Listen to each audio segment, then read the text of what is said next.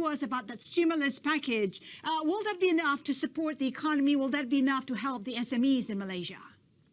Well, it's certainly welcome. I mean, there are lots of direct cash transfers mentioned in the stimulus package, which is really what's needed because it's getting assistance to people as soon as possible and to the right people. So those are totally welcome.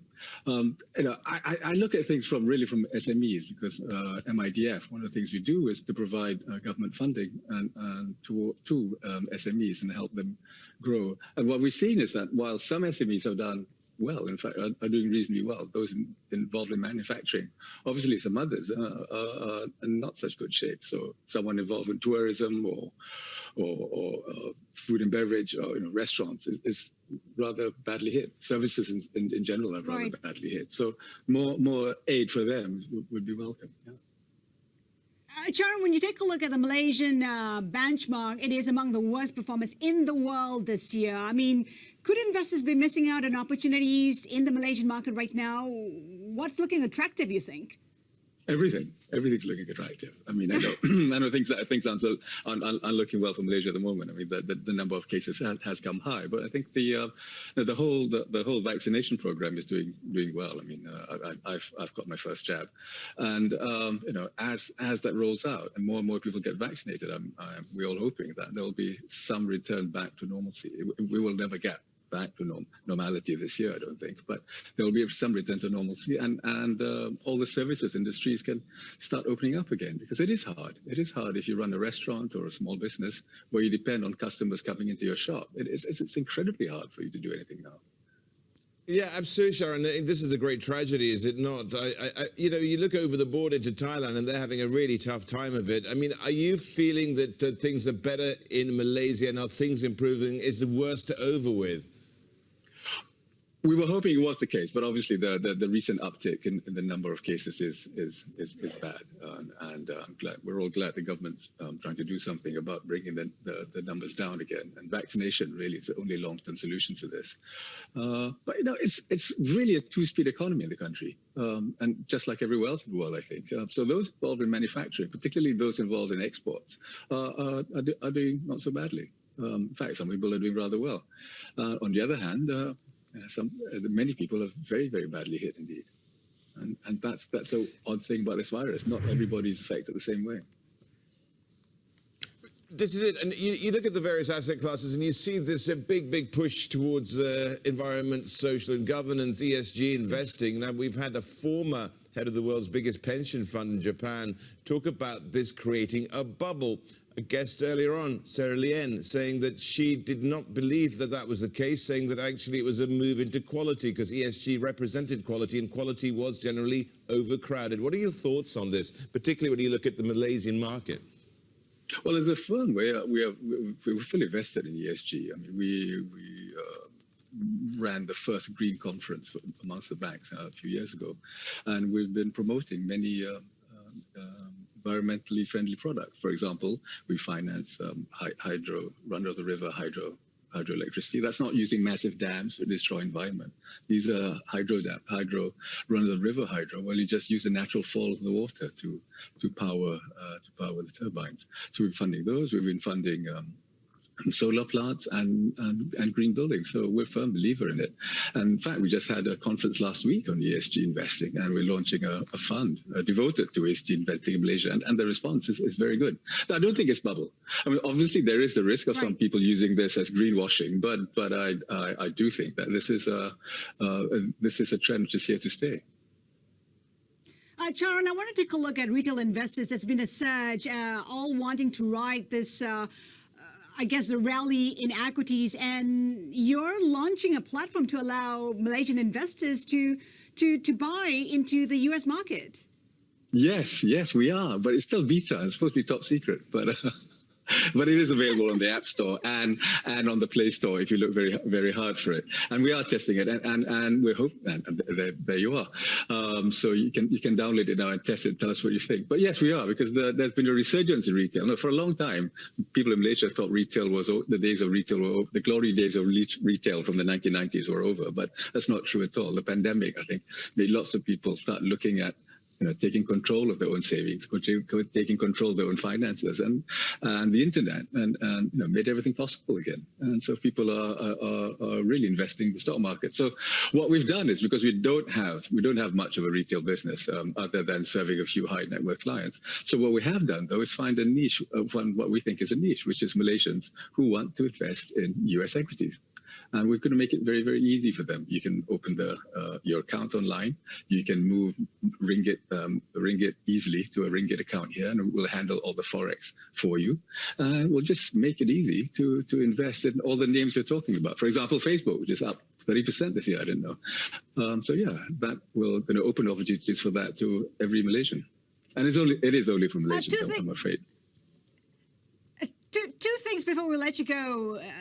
The SPAC bandwagon, do you see Malaysian companies jumping on that bandwagon? And what do you make of the cryptocurrency space? Do you see perhaps Malaysia allowing more of that to happen? What's the outlook for regulation? On SPACs, yes. I mean, there are some Malaysian linked companies who have been who are listing or going to be listed through a SPAC vehicle in the US, and I wish them all the best. Malaysian SPACs were very popular some years ago. They're less in fashion now, but I'm sure the time will return. But certainly for a large global or regional Malaysian business, listing through a SPAC, listed in the US or even Europe seems to be the way forward. As for crypto, Malaysia does have a licensed crypto exchange through the SC, and but we MIDF, for example, we don't offer crypto to our customers, and I think some people do. I read an interesting survey the other day which said most serious fund managers don't invest in crypto for their firms, but on a personal level, 40% do invest in crypto. So there we are. I think what one does for one's institution and what one does for oneself can be different themselves.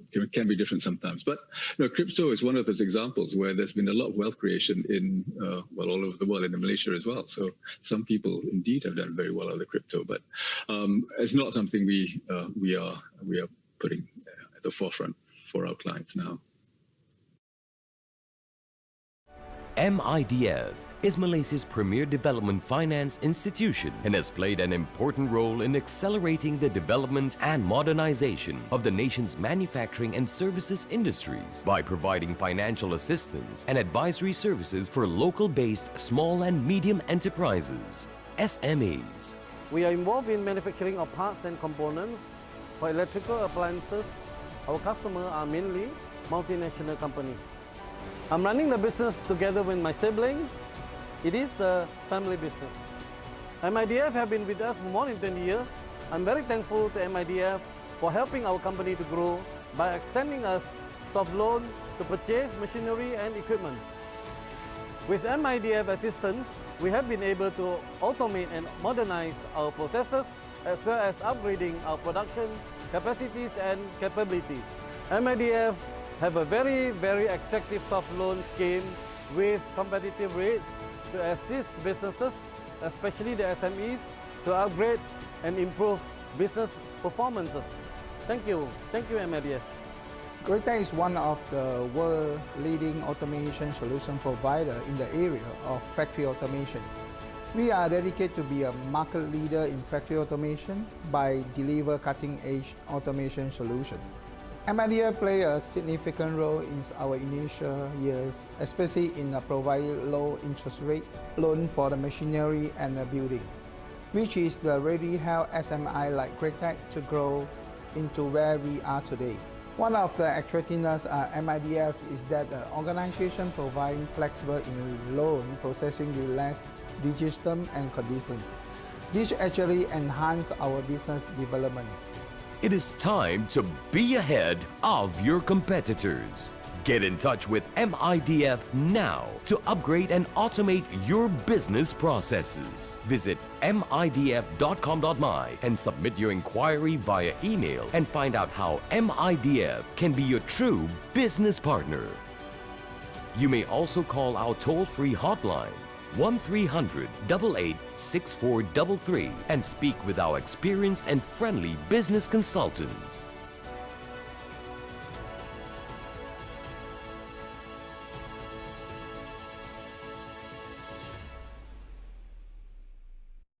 MIDF is Malaysia's premier development finance institution and has played an important role in accelerating the development and modernization of the nation's manufacturing and services industries by providing financial assistance and advisory services for local-based small and medium enterprises, SMEs. Over the years, MIDF has evolved into a diversified financial services provider in 3 core areas: development finance, investment banking, and asset management.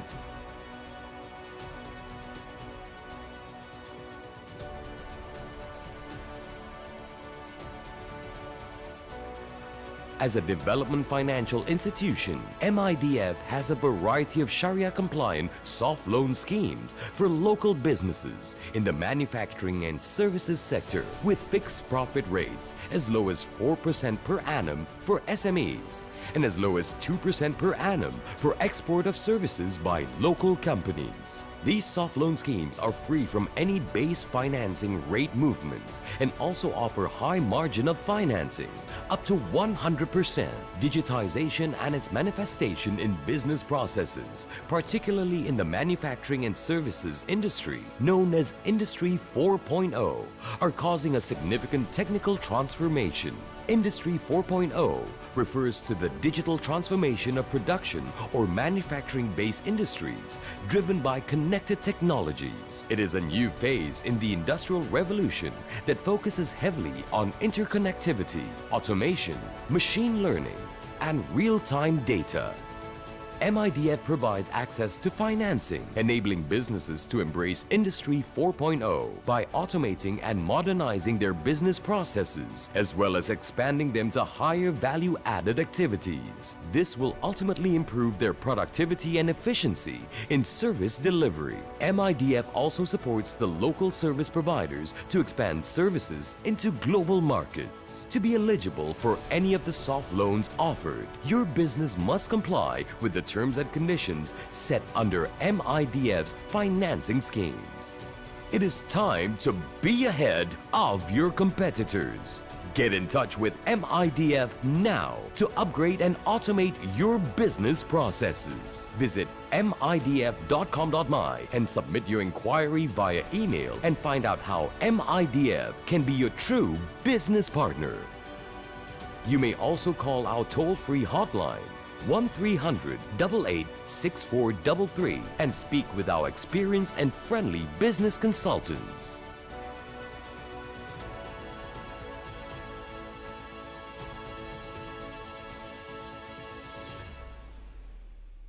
Now, our biggest fund is called the Automation and Modernization Fund. That's a flagship fund, which we do with Meteor as well. So basically, if you're a factory and you want to automate or modernize, it means you need to buy new equipment or new computer equipment or a new manufacturing line, MIDF can provide the financing.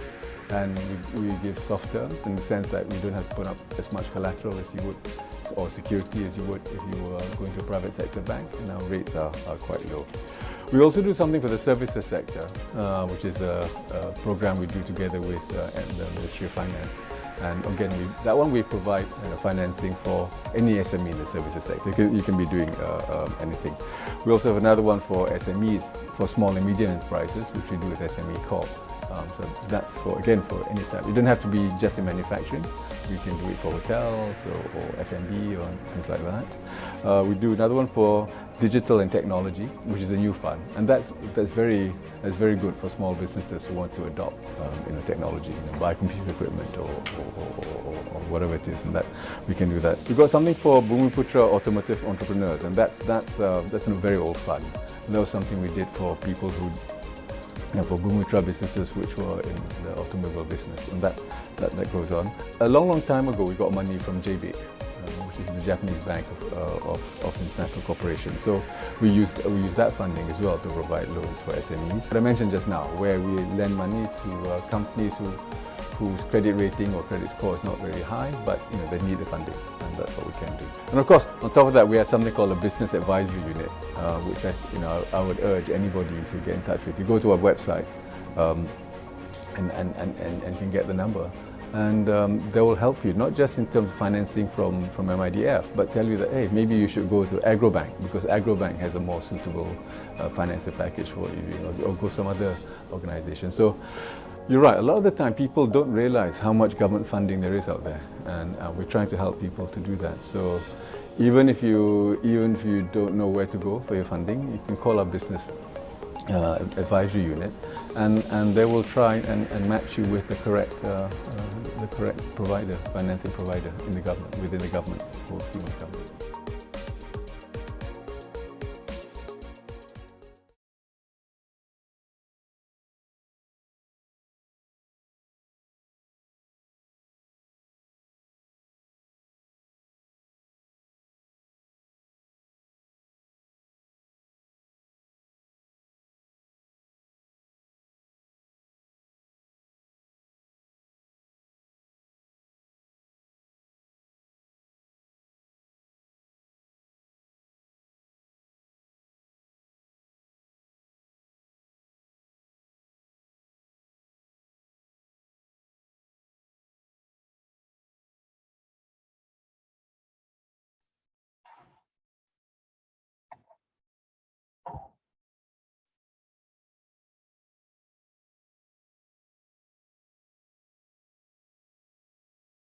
Assalamualaikum, salam sejahtera, and a very warm welcome to our guests.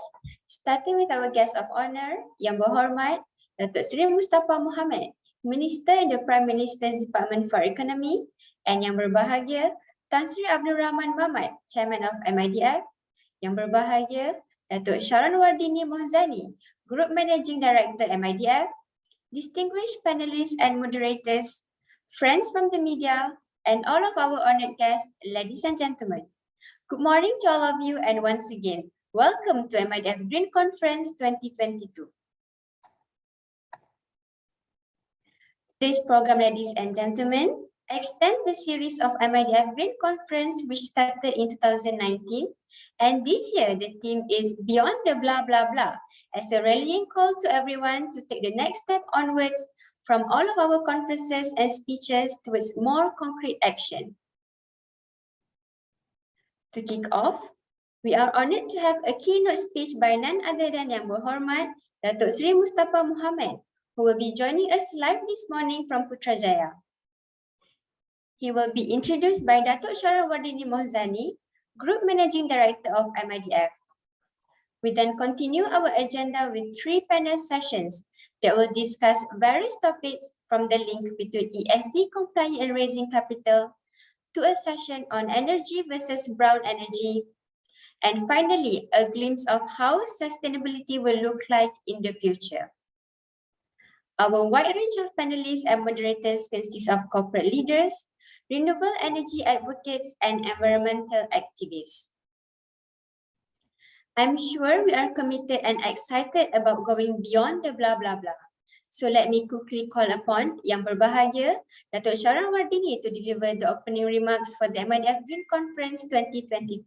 Please welcome Datuk Sharon. Thank you. Yang Berhormat Datuk Seri Mustafa Mohamed, Minister in the Prime Minister's Department Economy, Yang Berbahagia Tan Sri Abdul Rahman Mamat, Chairman of the Malaysian Industrial Development Finance Berhad, or MIDF, distinguished speakers and moderators, members of the media, honored guests, and friends of MIDF. Assalamualaikum warahmatullahi ta'ala wabarakatuh, and good morning. Welcome to the MIDF Green Conference 2022. And on behalf of everyone here at MIDF, thank you for joining us today. And a special thank you to the Minister, Yang Berhormat Datuk Seri Mustafa Mohamed, for his support and for taking the time to be with us this morning and deliver the opening address. MIDF has had a long association with Datuk Seri Mustafa, and as a distinguished economist himself, his thoughts on where he sees the green economy are most welcome. Ladies and gentlemen, our first Green Conference was in 2019, and we were amongst the first of the Malaysian banks to really dive into the subject and help our clients and customers to understand what green meant and how they could be a part of it. I'm delighted that we are continuing this mission and are hosting another Green Conference today. In addition to Yang Berhormat Datuk Seri Mustafa's address, which will help frame our discussions today, we will have the opportunity to hear green investors, such as Encik Muazzam Muhammad, the head of Investment Stewardship Division of PNB, and the newly appointed Chief Investment Officer of Kumpulan Wang Persaraan, or QUAP, Encik Hazman Hilmi Salahuddin.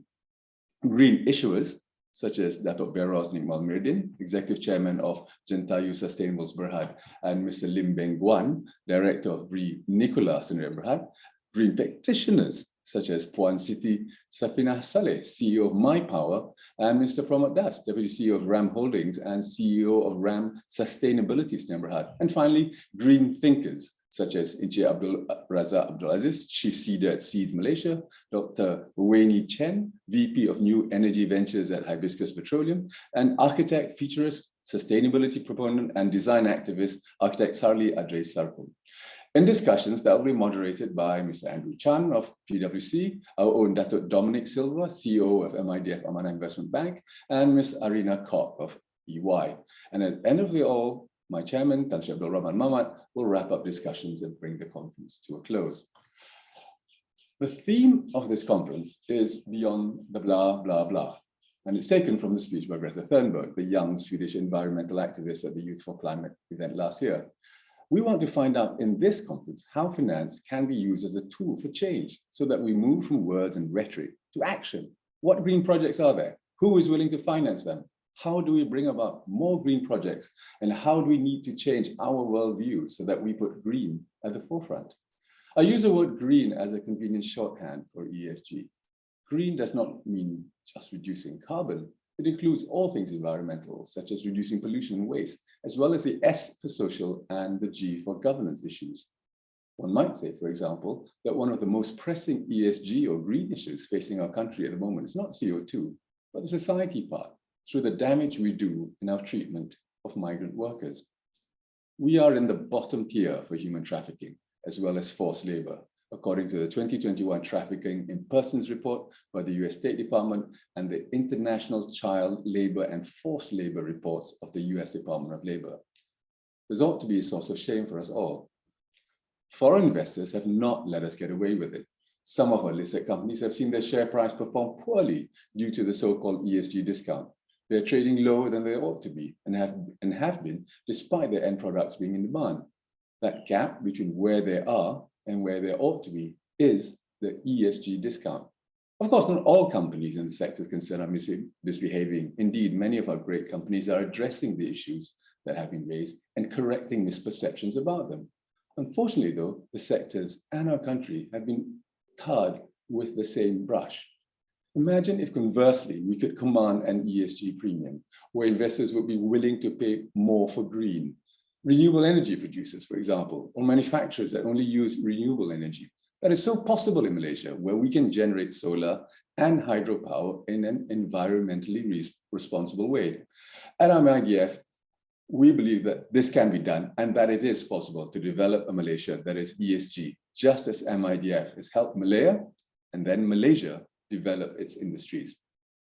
In addition to being digital and entrepreneurs bank, our goal is to be a value-based intermediary where our practices and the financing that we provide or arrange is in accord with the ESG principles. Ladies and gentlemen, until very recently, I was confident that the future would be green, but the events in Europe have given me pause. The price of hydrocarbons is at an all-time high. $150 or even $200 oil is a distinct possibility. The share price of oil companies, which got beaten down during the pandemic, is now reaching all-time highs too. War in Europe threatens to reduce the supply of basic commodities such as food and oil and gas. This makes their prices go up, and what used to be an ESG discount for hydrocarbons has gone the other way. Even in Malaysia, the ESG discount has disappeared. Suddenly, when there is enough money to be made, ESG doesn't matter that much. While we all know that for the good of all mankind, we must be ESG compliant and reduce our carbon footprint, the capitalist animal spirit in us can't resist the opportunity to make money. I look forward to the panel discussions this morning, examining this conundrum and discovering how capitalism and the capital markets can be a force for good. Ladies and gentlemen, I would like to thank once again our panelists and moderators for their time and willingness to share their knowledge and experience with all of us, and to all of you for your participation and support. It is my pleasure to introduce our guest of honor, Yang Berhormat Datuk Sri Mustafa Muhammad, Minister in the Prime Minister's Department Economy. Datuk Sri oversees the overall medium and long-term socio-economic development planning of the nation, a post that he has held since March 2020. He's been a member of parliament since 1995 and has held a number of senior positions, including Minister of International Trade and Industry, Minister of Agriculture and Agro-Industry, Minister of Higher Education, and Executive Director at the National Economic Action Council. It is an honor, therefore, to invite YB Dr. Datuk Sri Mustafa to deliver his keynote address for the MIDF Green Conference 2022. Thank you, Datuk Sri. The floor is yours, sir.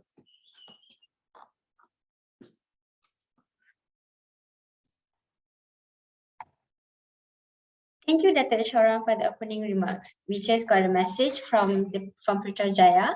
Dr. Sri will join us short while they are sorting with the technical issues live from Putrajaya. But before that, let me brief you. We have 400 packs registered for today's conference, and please do stay online till the end because we have so much to offer for today's conference. Let's give Dr. Sri a moment for his team to prepare to join us for today's conference. On top of that, please do stay online because we're going to have a lot of exciting discussions today.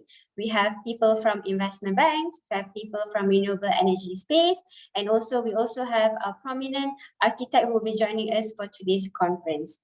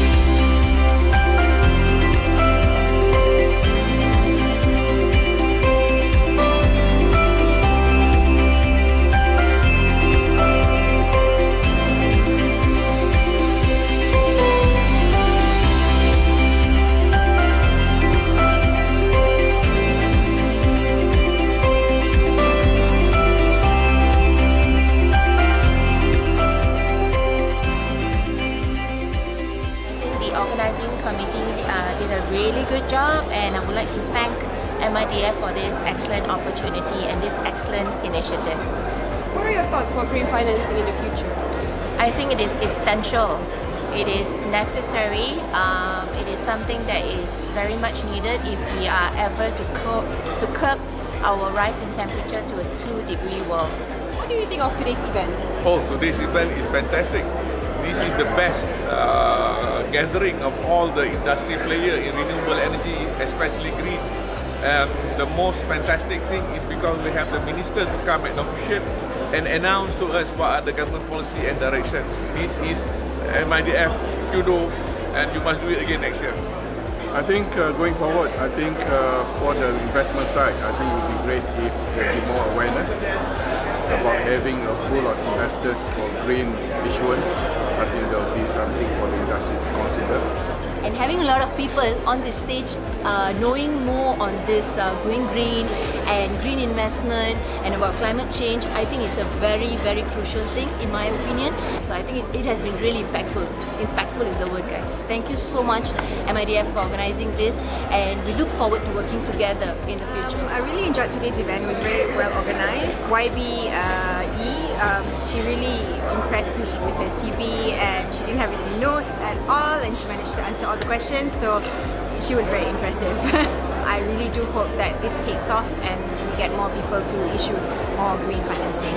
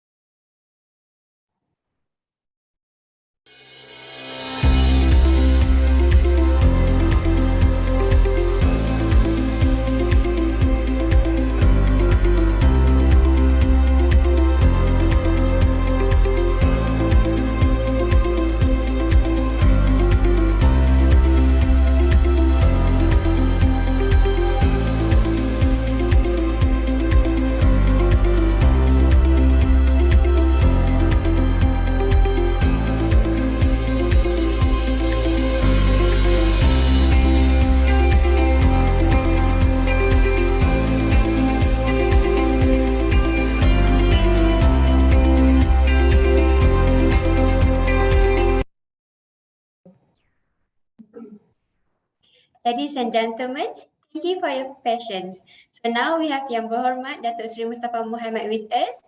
The floor is yours, Datuk Seri.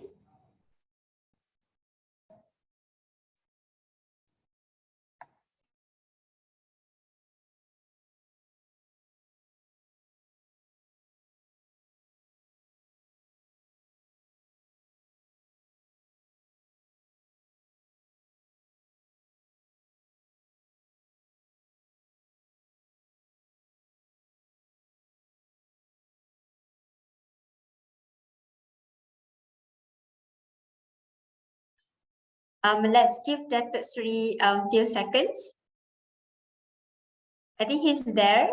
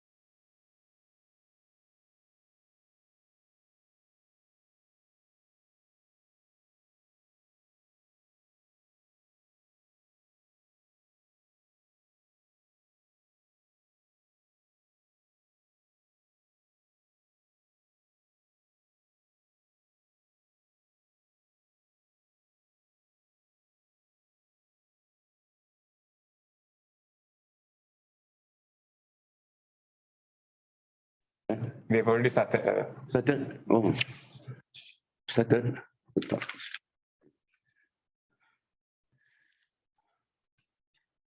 Yeah, dah. Started. They're waiting for me. Huh? Yep. Ay?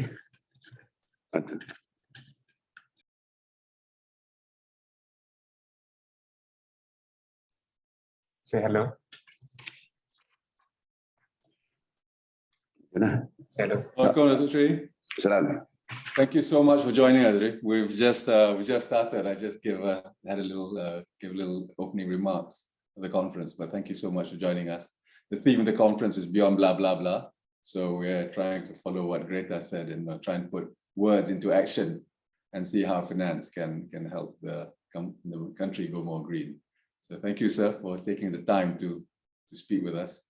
How many participants have you got? Oh, we have over 400 logged in. Oh, big number. Registered. Yeah. You have started. We're started and we're not live. We're now live. So what do I do now? If you could start with your opening remarks, sir. Everyone is already here, logged in, and okay, they're all waiting for me. They're all watching now. They can all see us. They can see us. Sorry. Okay, boleh. Bismillahirrahmanirrahim. Assalamualaikum warahmatullahi wabarakatuh. Selamat pagi. Very good morning. Tan Sri Rahman Mamat, Chairman MIDF, Datuk Sharon, Group Managing Director MIDF. Ladies and gentlemen, I would like to take this opportunity to thank the organizer, the Malaysian Industrial Development Finance, MIDF, for inviting me to deliver this keynote speech for the MIDF Green Conference 2022. This is a very important platform for government, industry players, and environmentalists to sit together and discuss one of the most important issues of our time, sustainability. This conference demonstrates MIDF's commitment to be an important player on this topic within the financial industry. In this connection, I would like to congratulate MIDF for successfully launching its first sustainable investment fund, the MIDF Amanah ESG Mustadamah last year. The fund invests in a portfolio of equities that are not only Sharia compliant, but are also guided by the principles of ESG. Ladies and gentlemen, following my short speech today, I've been informed that there will be 3 panel sessions. The first entitled, that's being ESG compliant, help with raising capital. This is, of course, an increasingly important subject on the agenda as the ESG fundraising is becoming more and more popular. In 2021, for example, green sustainable debt issuances exceeded USD 1.6 trillion globally. The second session is on idealism of green versus practicability of brown. This is a pertinent subject for our country, Malaysia, because as we move to transition towards greener alternatives, we need to make sure that our underlying energy mix remains practical, strategic, and cost-effective. The third session, entitled What Does the Future Hold? The pace at which the ESG and sustainability agenda is moving has been very impressive. It will be very interesting to explore what these changes would mean for the future of our economy. Ladies and gentlemen, the world is changing very fast. Over the past few years, the global economy has been going through a major shift towards a low carbon landscape. A number of developed nations are transitioning towards greener sources of energy at a fairly rapid pace, while many developing countries still rely on carbon-heavy industries. To embrace the benefits of a low carbon path, developing nations such as Malaysia must accelerate its transition to a greener future. Ladies and gentlemen, Malaysia is aware of the challenges that lie ahead in terms of a transition towards a lower carbon footprint. A decade ago, the government implemented the Renewable Energy Act as an initiative to encourage the development of the renewable energy sector. In December last year, as we know, Bank Negara released an exposure draft on climate risk management and scenario analysis, which sets out expectations to enhance financial sector resilience against climate-related risks. The Securities Commission has also released a consultation paper on SRI taxonomy for our local capital market to identify economic activities that are aligned with our ESG objectives. Ladies and gentlemen, our Prime Minister has announced Malaysia's commitment to become a carbon neutral nation at the earliest by the year 2050. The government is currently developing a framework to achieve this carbon neutral goal, which will include exploring the introduction of a voluntary carbon market, carbon pricing mechanisms such as carbon tax, and an expansion of green technology tax initiatives. Already, the government has set a target of 30% renewable energy installed capacity for the power sector by the year 2025. And of course, the government is committed to fulfill our promise made during the 1992 Rio Earth Summit to keep at least 50% of the nation's land area under forest cover.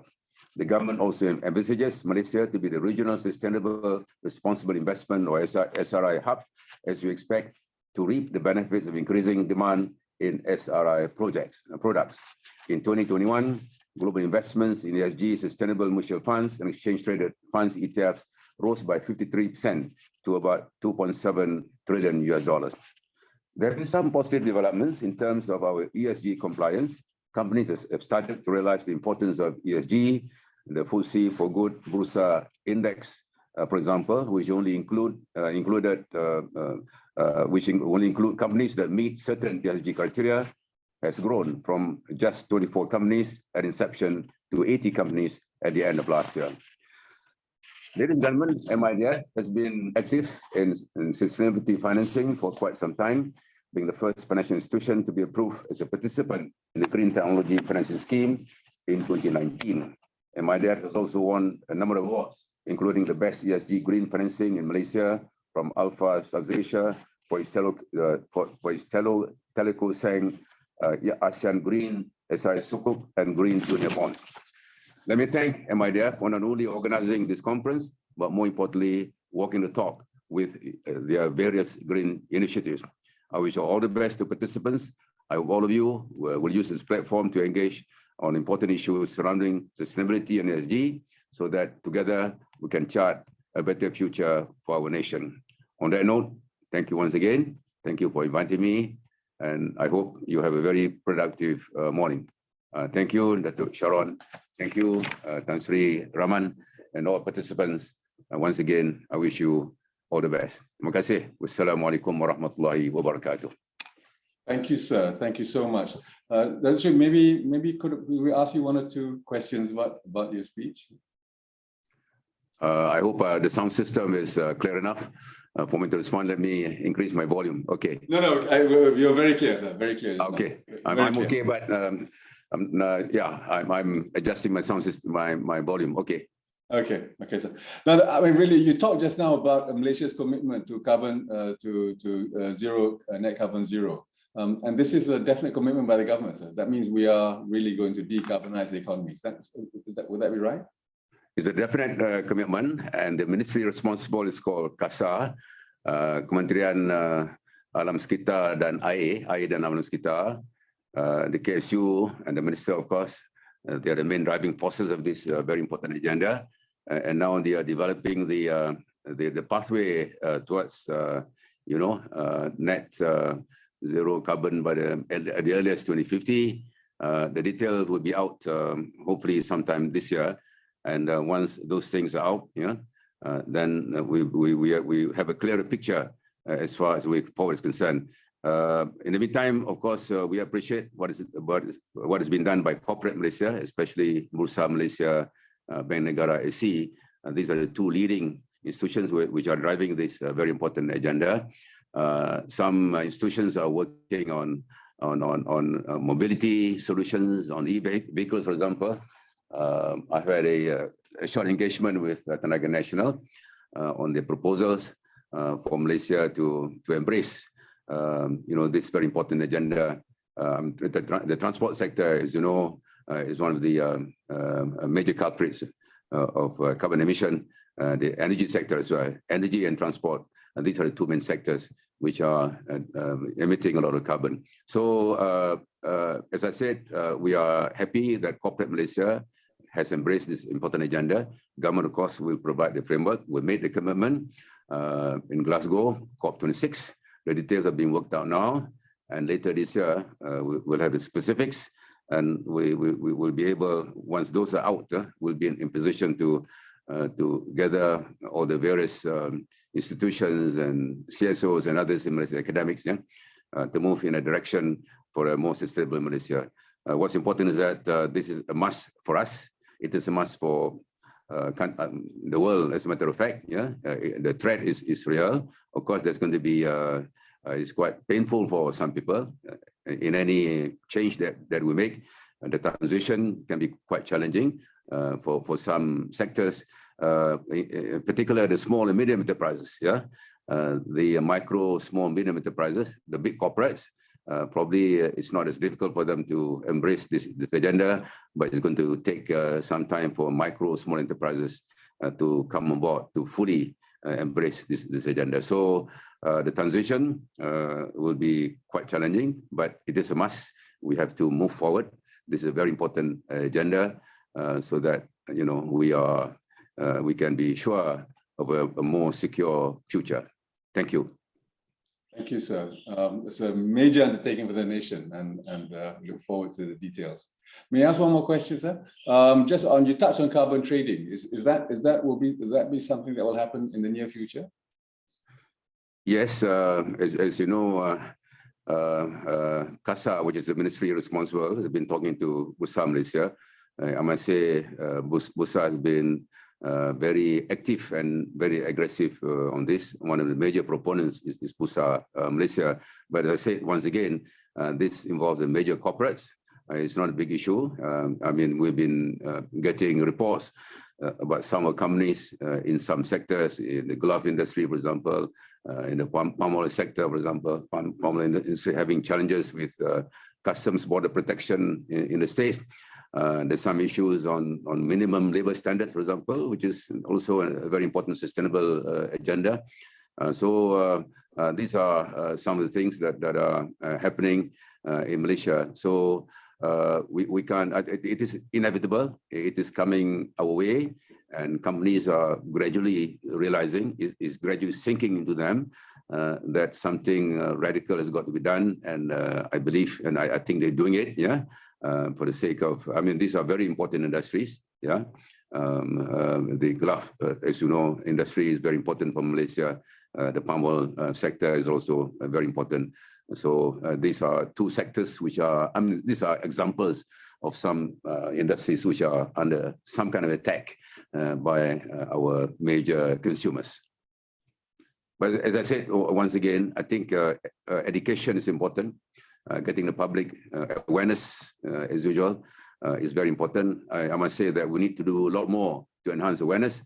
And your conference this morning is a very good initiative in that direction, enhancing people's awareness about the importance of embracing this very important agenda. So I suggest that going forward, you have to engage more and more with the micro, small enterprises. Yeah.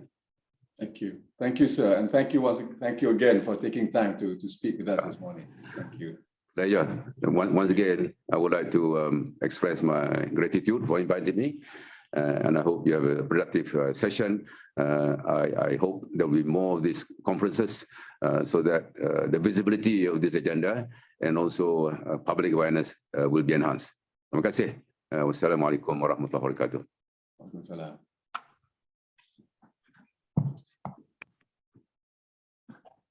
Thank you, Datuk Sri, for that keynote address. We are deeply honored that you made time for us today despite your busy schedule. And on behalf of everyone here today, we wish to thank you for the keen insights that you have shared with us this morning. Ladies and gentlemen, now continuing our Green Conference agenda today, we will move on to our first panel session. In this session entitled, Does Being ESG Compliant Help with Raising Capital? We will focus on the approaches to invest in ESG compliant companies and whether or not ESG compliance status is worth the cost of compliance. For this session, we are pleased to have a prominent figure in the corporate sustainability field, Andrew Chan, Southeast Asia Sustainability and Climate Change Leader from PwC, as our moderator. Andrew will moderate a panel consisting of representatives from two of the largest government-linked investment firms, Muazzam Muhammad from PNB and Hazman Hilmi Salahuddin from QuAP, as well as an entrepreneur from the renewable energy space, Datuk Berraz Mirdin from Jentayu Sustainables Berhad. Before we get started, just a note to the audience.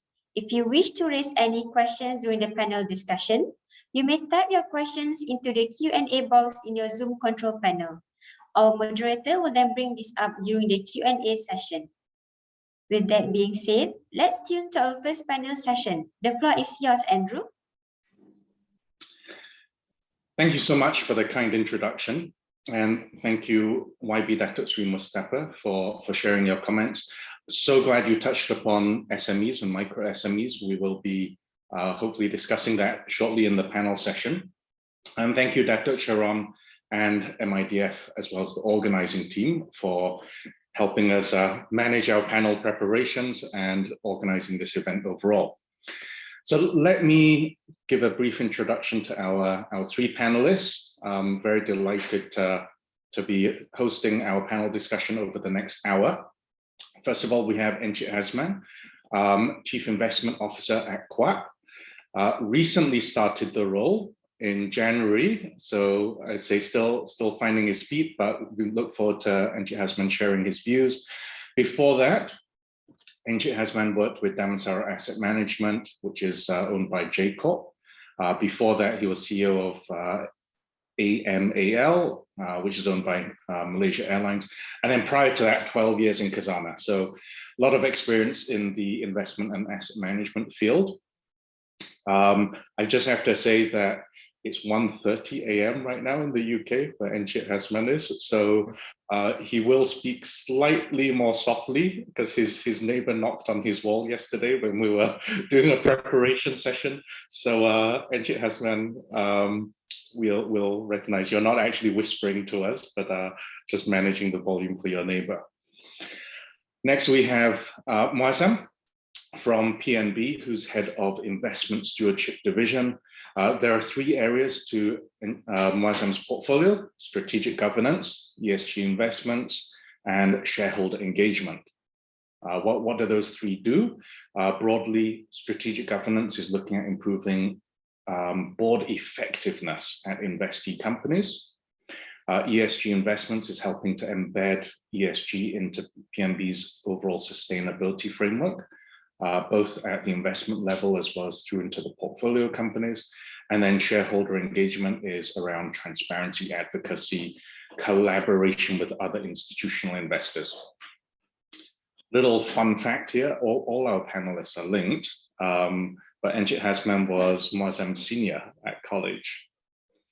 And then finally, last but not least, we had Dr. Berraz, Executive Chairman at JSB, a renewable energy company.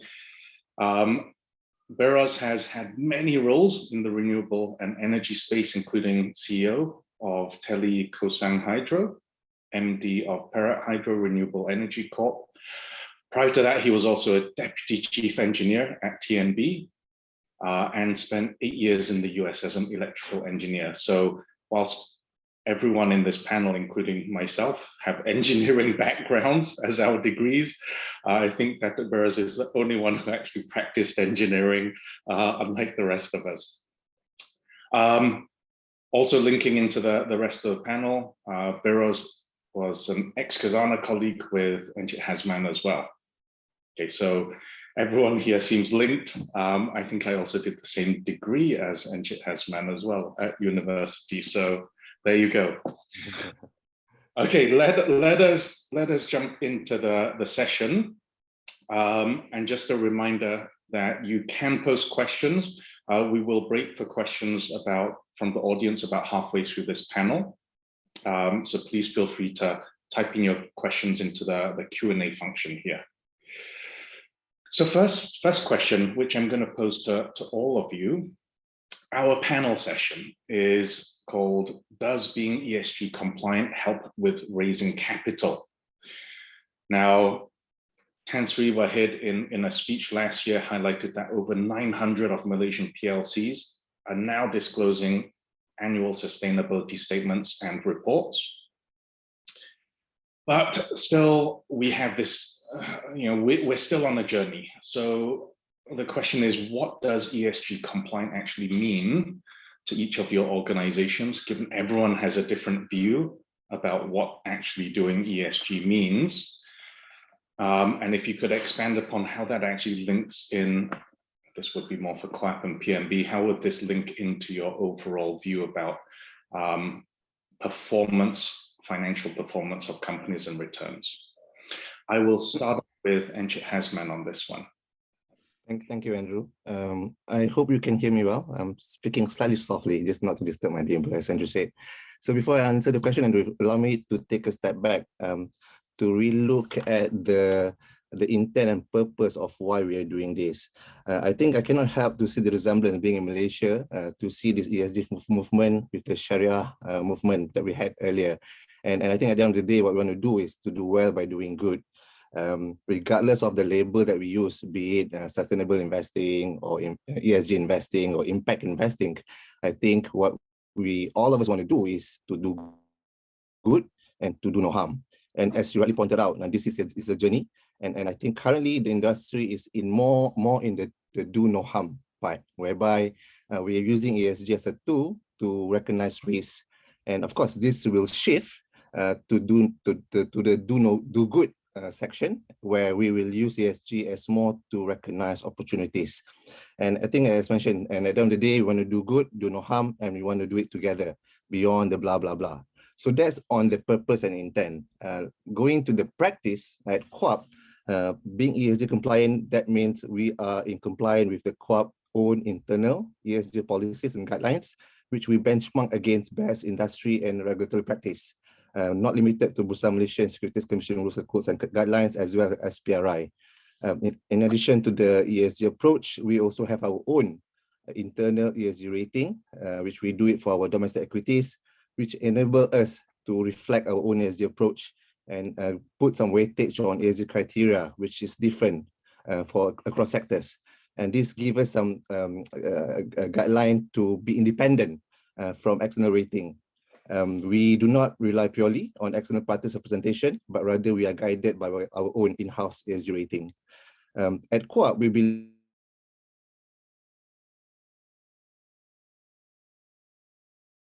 with good ESG practice and can contribute towards delivering sustainable risk-adjusted return and enhance shareholder value. We also believe that management of ESG risk material, and that will enable QAP to perform our role in safeguarding our investment and protect us from risk, including financial and reputational risk. I think back to your question, how does this impact? I'm happy to share, without going further into details, that our ESG equity mandates last year has consistently outperformed the benchmark if you look at a 1, 3, and 5-year rolling basis. So it is doing well. Thirdly, we also believe that integration of ESG principles in QAP investment analysis and decision-making will strengthen our fiduciary duty to fulfill our mandated role, which is, among others, is to generate sustainable returns. As a responsible shareholder, we also being an active shareholder. QAP exerts sufficient influence to promote sound ESG investment or investee. We also look at sectors in exclusion. So where possible, we exclude companies in the negative list. And again, this is back to the do good and do no harm. And lastly, we do divestment on ESG grounds. So notwithstanding of QAP emphasis on engagement with our invested company, we apply discretion to discontinue our investment in companies. So in a nutshell, Andrew, I think the generic answer for the topic is whether ESG compliance will help in capital raising. I would say it will be more difficult if you are not. Thank you. Excellent. Thank you, Encik Hasman. Muazzam, can we go to you to add on to these views? Yep. Thank you, Andrew. Yang Muhammad YB Datuk Sri Menteri, Yang Berbahagia Tan Sri Chairman, and distinguished guests. Assalamualaikum and good morning. Thank you for inviting PNB to this event. If I can continue from what Hazman mentioned. So basically, if we look globally, countries representing 90% of global GDP has already committed towards net zero, one way or the other. So this means that the global economy will rewire itself, as we now know that climate risk translates to investment risk, and investment risk means business risk. So everybody, including institutional investors, are not spared from this as well. So for PNB, we are going to be very committed in sustainability. We will soon launch our sustainability framework with a set of ESG commitments that underscore our pledge towards net zero. So how does this change the way PNB works? Basically, the way we assess our investments, value our investments will change. There will be an ESG overlay on top of the regular analysis that we do. On top of that, for new investments, we will conduct additional due diligence, like for example, ESG due diligence on top of new investments. So internally, that's how PNB will change. In terms of our engagements, advocacy with our portfolio companies, that will change as well. As much as we are committed towards net zero, we want the companies to be ESG ready as well, especially in a decarbonizing world. Business models will change, customers will change, consumer sentiment, customer preferences will change, asset pricing will change, a lot of things will change. So we know that globally, approximately $4 trillion per year is required in terms of investments in order to halve our emissions by 2030 and to reach net zero by mid-century. So given the long-term targets above, just commenting high level in terms of returns for being ESG compliant, I think in terms of, because of the large level of investments required, 4 trillion versus 1 trillion per year now, it's not unreasonable to expect that there are opportunities for businesses, there are opportunities for institutional investors to continue to generate return in the longer run. So the only difference is that the investment opportunities will change from what we know as more and more demand is created for sustainable asset classes, sustainable securities, as well as sustainable businesses. Thank you.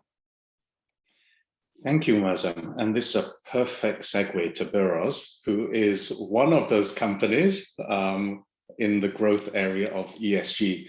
Berraz, would you like to add on to the question as well? Yeah, I'll just say a few words. I think the key word here is readiness, right? Irrespective of lack of consensus throughout regulators at this point in time, companies such as JSB needs to be ready. And for us, we need to take a view that ESG from a holistic point of view. And for us, implementation of best practices needs to be in line with, I think the only constant that we see throughout various countries and organizations is that there has been what you call the 17 UN SDG goals. So for us, this can be the foundation for any organization to be ESG compliant. But for us as a practitioner, what we want to do is not only have our internal processes available, but also we are getting ready. JSB is getting ready for an audit, a third-party audit, for us to be accredited not only internally by ourselves, but also by external parties. So we believe that in the long run, yes, there will be certain benefits for us in being ESG compliant, but obviously time will tell. Thank you, Berraz. We will definitely get into more detail around this as well. And I can already see questions being posted by the audience for you as well. So let's stick on the topic of ESG compliance. Now, we also heard last year, just over a year ago, EPF also announced that one of its targets would be to have an ESG compliant portfolio by 2030. One of the things that we're hearing investors highlight is that, given strategic asset allocation mandates, there is only a certain investable universe within Malaysia itself. So if we say we want companies to have, whether it's ESG compliance or just a minimum ESG performance threshold, do we actually have sufficient volume in our local market to satisfy investor pivot towards more ESG focused companies? I'm going to ask Muazzam to start this off, and then we'll have Encik Hasman follow up on this. Thank you, Andrew. Not an easy question to answer.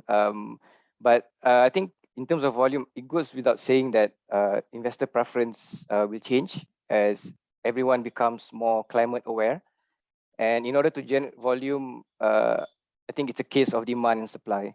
So the market needs to generate sufficient demand for ESG securities, ESG indexes, asset classes, while supply needs to follow suit.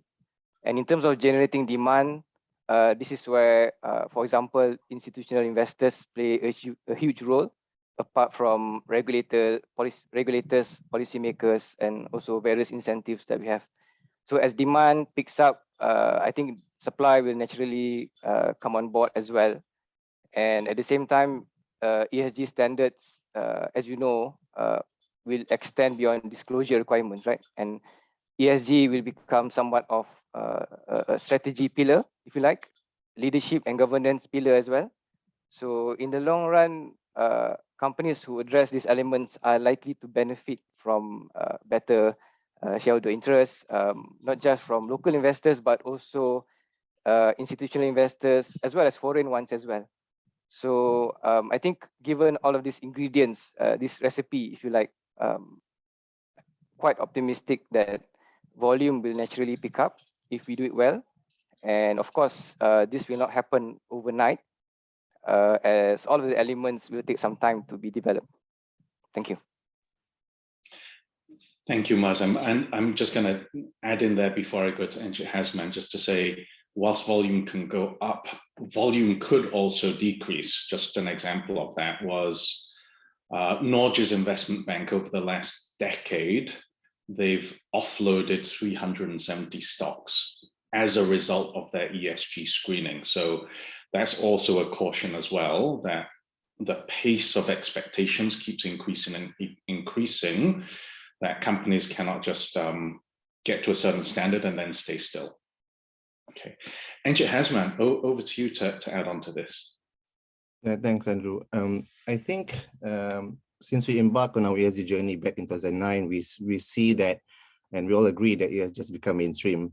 I think in terms of addressing the volume, if I could summarize into 3 buckets, I think one, as a institutional investor, we are sort of responsible, and we can also take part in promoting ESG practice to our invested companies.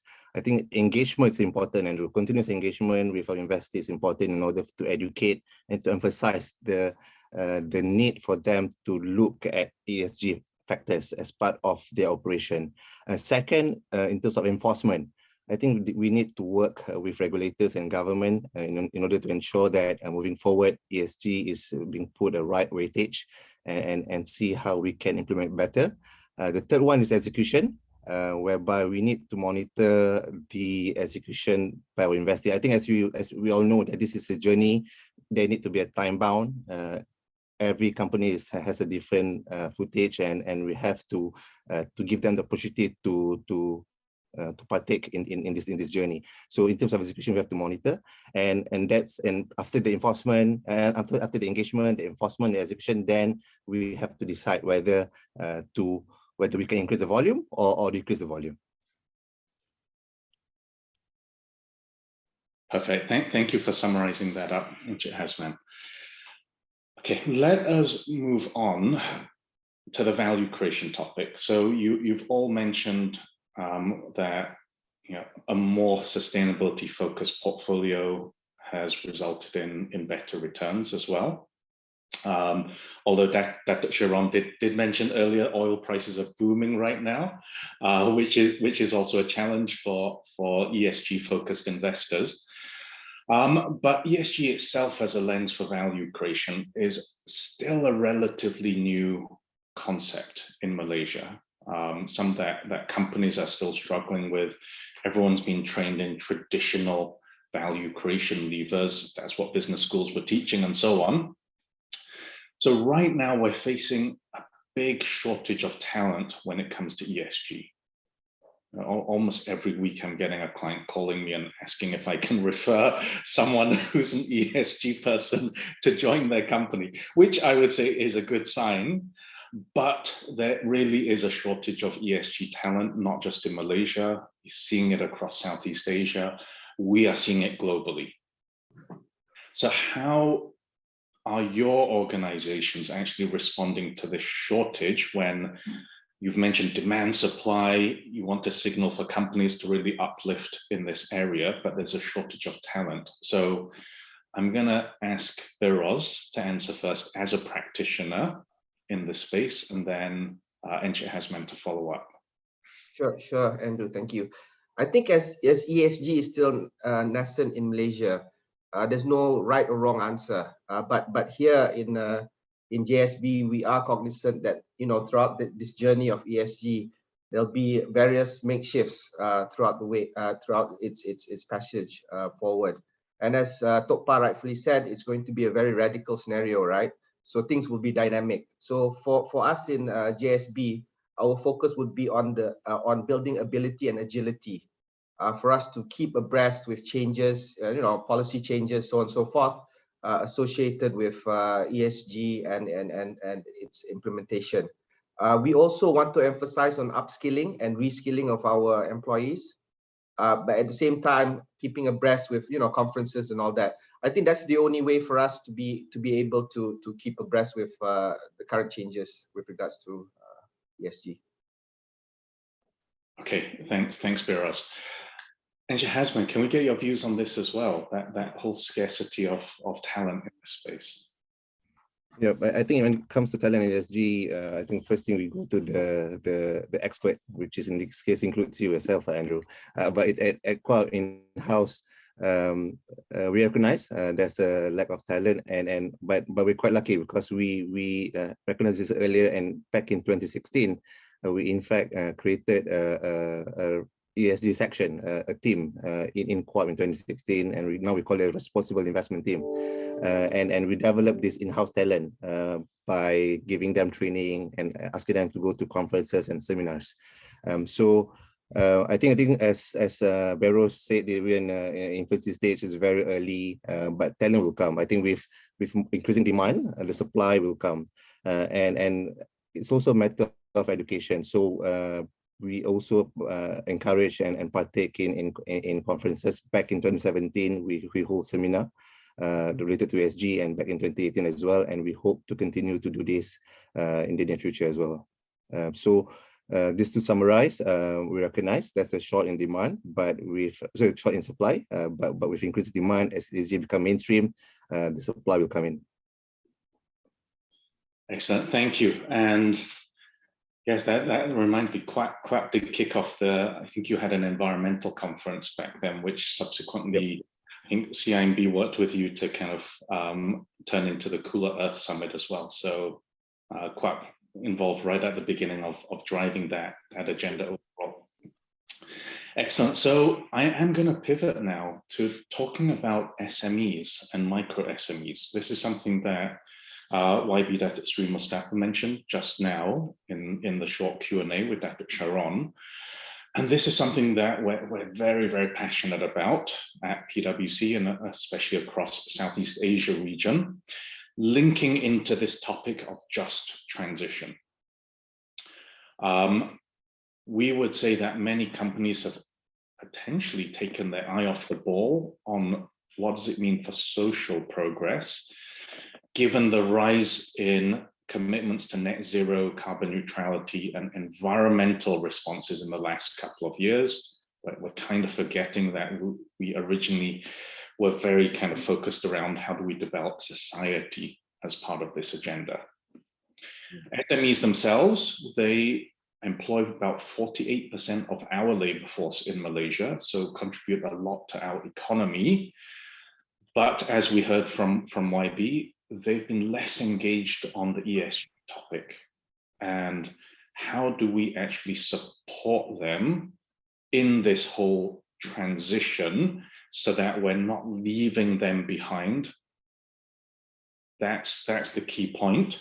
So what can capital providers actually do to support the micro and the SME community? Not an easy one, but I'm going to ask Berraz to start off with this. I wouldn't say you're an SME, but what do you think SMEs need? And then I'm going to ask Muazzam to add on to this. Basically, it's what would SMEs want for Christmas, right? I think it's a good problem to have, because it's ESG ensures that the ecosystem, that whole value chain is compliant to both the environment, social and also governance. So, be it as it may, SMEs will be impacted sooner or later. Obviously, it starts with larger corporations, and then the issue of compliance needs to be shifted down to the SMEs. So I think for me, basically there will be 2 points. One would be for larger corporations to give better deals, or or if not better deals, for them to have a minimum standard of ESG compliance for them to be able to supply or participate in the value chain. That's from a larger corporations perspective, and perhaps from lending institutions, maybe give incentives for SMEs, to enable SMEs not only to participate or to be more ESG compliant, but also for them to invest in future capex, in order for them to get back on the right track of being ESG compliant. So I think these two are very important roles for SMEs, because at the end of the day, resources are scarce. Economy hasn't been doing bad, so I think they would require as much help as possible moving forward. Thank you for those 2 points, Berraz. Let's go to Muazzam and just see what points you've got to add on to that. Yep, thank you, Andrew.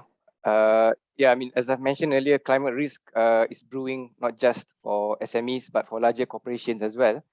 So if you take a local perspective in terms of climate risk, almost all of Malaysia's top trading partners have already committed towards a net zero target. So this means that everybody regionally at least is moving in the same direction. So in terms of asset pricing, consumer, investor preferences, these things will change as well, as people clamor for more sustainable products, offerings, and then maybe somewhat move away from less sustainable assets. So given the above, I think companies and SMEs alike must embrace that there are various shades of green, if you like. So if you look at companies as being brown right now, companies / SMEs must decide what shade of green do they want to become. So some may only be able to be light brown, some light green, some lime, and some dark green. Right? So there's a whole suite of spectrum of colors there. And what's important is that with each color that they choose, there are risks and opportunities as well.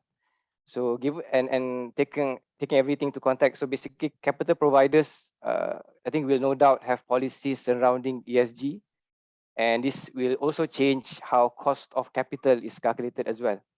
And we may see companies with healthier ESG scores or ESG practices or clear ESG pathways being able to have a wider access to financing because of the change in policy and change in demand and supply. So I guess my closing remarks for this part of our discussion is that as we think about transitioning, think about how do we adapt to climate risk and how do we mitigate climate risk. Thank you. Thank you for that, Muazzam.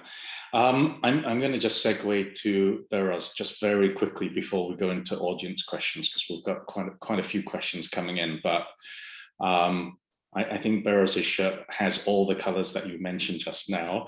But Berraz, I'm going to ask you a tricky one that quite a lot of directors actually have on their mind, and some have voiced this out. So the transition to become more ESG, the transition to a lower carbon economy, there are some directors who think this is going to impact our dividends. And we have our institutional investors who need a minimum dividend return. What is your view around the level of investment that businesses in Malaysia need to make towards this transition? And do you think there are actually pathways that can be taken that are not going to result in negative dividend impact? Okay, challenging question. But I think from my perspective, it's easier for JSB to answer, because we're actually at ground zero at such a pivotal point in the ESG space. So, JSB has just started out. We envisage that, or we aspire to be a pure renewable energy player in the near future. We are focused in development of renewable energy assets and also small hospitals. So for us, it's very easy because there's no redundancy in our investment of capex. And as I said just now, it's about readiness and the ability for us to go out there, get a third-party review, establish a baseline, and as we move forward, we try to increase our score with regards to ESG sustainability. But I think the challenge is for my peers in business, especially for those that have already invested a lot in their capex, reinvestment in capex to be more ESG compliant, especially for industries that are heavily dependent on fossil fuel, for example, things that really no one really thought about. They might be giving great dividends today, but as these new compliance issues come into play, obviously they need to reinvest capex, and that's why it goes back to my previous point. It needs to be, I think it needs to be dealt as an ecosystem. Companies should not be left alone to reinvest, to do, as Hazam said, the more responsible thing. We all need to pull together to see how we can lend our weight for us to make, basically it might sound like a beauty pageant here, but to make basically the world a better place, right? Which is what ESG is trying to address. So obviously, I think in the short run, if we do pull together individually, maybe dividends will be less, but effectively compound. If you add everybody together, I think the impact would be minimum with regards to dividends. So as long as everybody is willing to play their role, I think we can get through this. Thank you, Berraz. Thanks for taking that on. I know it's not an easy one, and undoubtedly there'll be a lot of discussions in boardroom and investment committees and so on around this issue as well.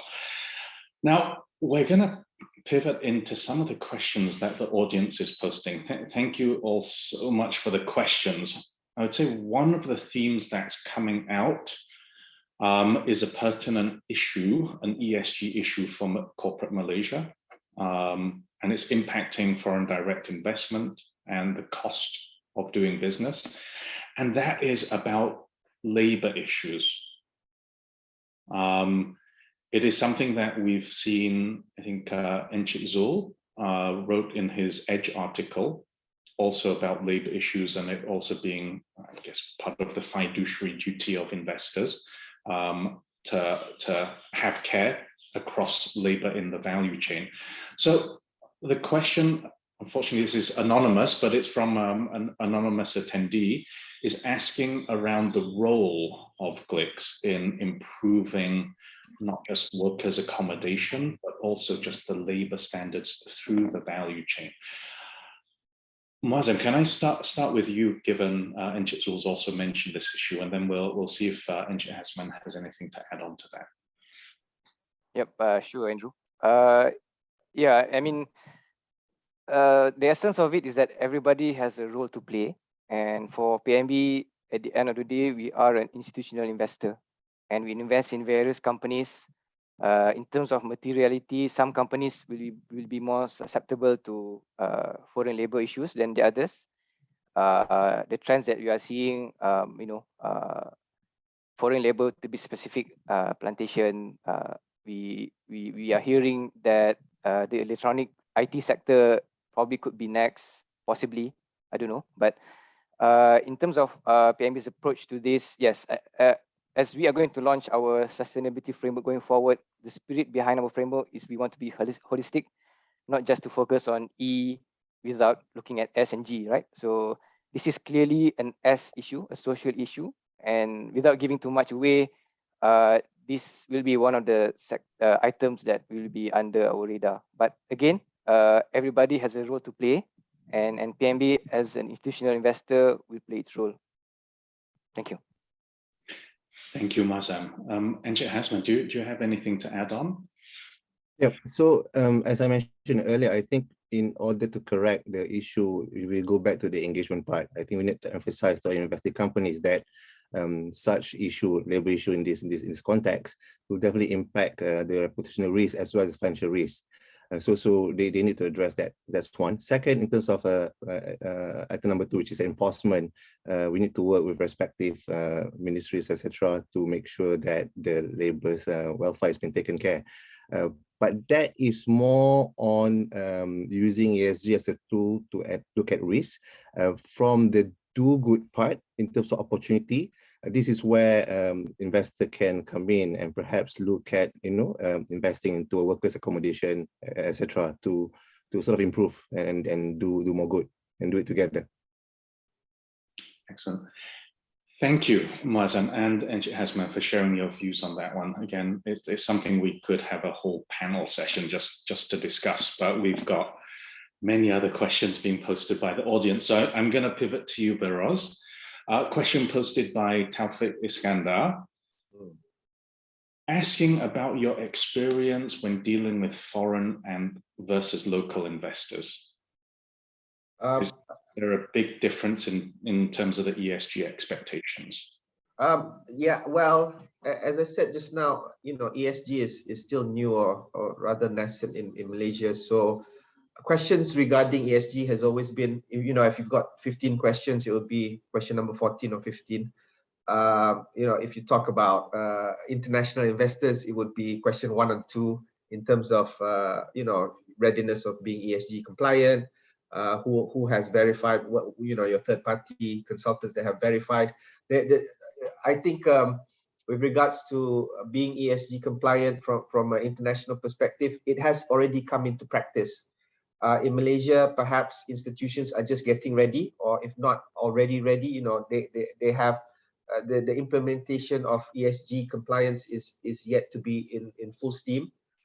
So perhaps that's why a lot of the questions and a lot of the iterations between institutions in Malaysia and potential companies is not as robust as international investors, if I may.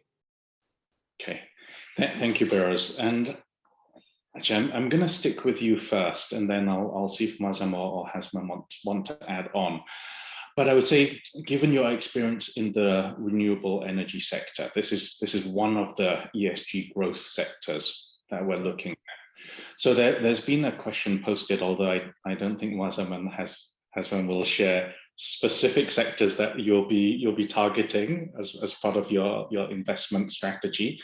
But the question is asking around the ESG growth sectors and the priorities that you think are better for Malaysia. So Dr. Berraz, I'm guessing when JSB expanded, you also looked at relevant growth areas. Could you share views around what do you think are some of the hotter ESG growth sectors that we should see in Malaysia? Good question. I'm actually a very focused person, so if you want to talk about renewable energy, that's something that I could talk about. But yeah, beyond renewable energy, I think there's a lot of activities with regards to EV. I think the Singapore government recently issued a master plan on hydrogen, green hydrogen. That's something that is going to be huge. But I think we shouldn't be too overzealous on new things. There is a huge requirement for us to be in this transition period, and I think government and industry players should not forget about transition fuels such as LNG. I think that would be, it'd be more realistic for us to think in small steps as opposed to like a huge leap ahead of, leap of faith into the future and say, okay, today, Malaysia goes on completely 100% renewable energy. But rather, I think the more responsible thing to do is, bite size, as in how do we transition to the eventuality of being completely green and completely off fossil fuels. And I think the short answer to that is for us to provide for enough emphasis on transition fuels such as LNG. That should be something that if I'm not an LNG player, but as my colleagues here are institutions, I would plea for them to give due consideration there, because I think the jump, that jump from just fossil all the way to clean energy is just too huge for Malaysia to take at this point in time. Yeah, thank you, Berraz. So good point you flagged there. It's not just about the kind of sexy ESG growth sectors, but there's also, I think, to Muazzam's earlier point about brown, lighter brown, there is technology investments around. Right. How do you kind of support the existing businesses on a slightly cleaner pathway as well? as part of the overall solution. And again, this is something that we need to think about in Southeast Asia. What is the right pathway for us to achieve this transition, bearing in mind the economic development and the social impact that we're also looking at. Muazzam or Hasman, would you like to add on just some views around what you think are some of the kind of ESG growth sectors that we should be paying attention to? I think Muazzam, maybe you can chip in here. Yep, definitely not going to risk affecting the share prices of Bursa today. But if I can give my view, at least, probably it's one way. I think in terms of thinking about how, where, and how to invest, let's take a look at Malaysia, for example, right? So Malaysia approximately emits GHG at about 330 million tons.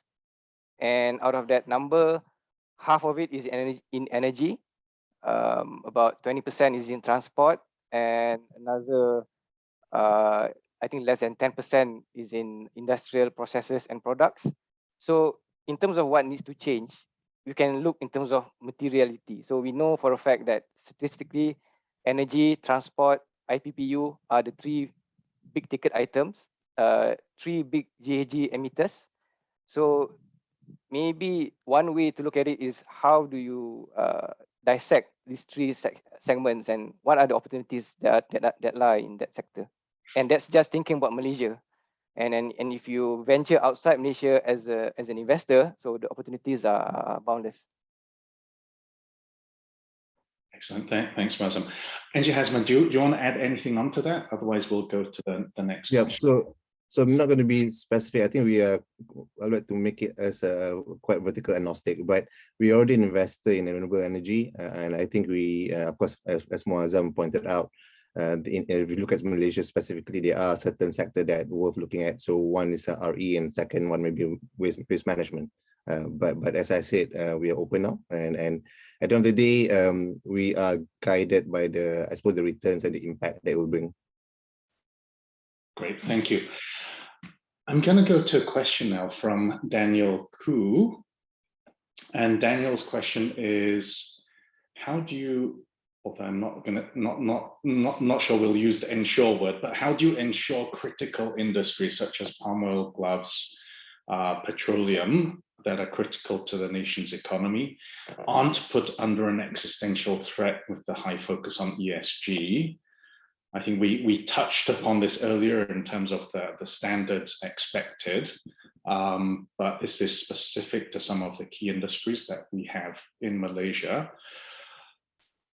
I'm looking at who I should direct this at first. Muazzam, you're nodding your head, so can I take that as share some opinion on that?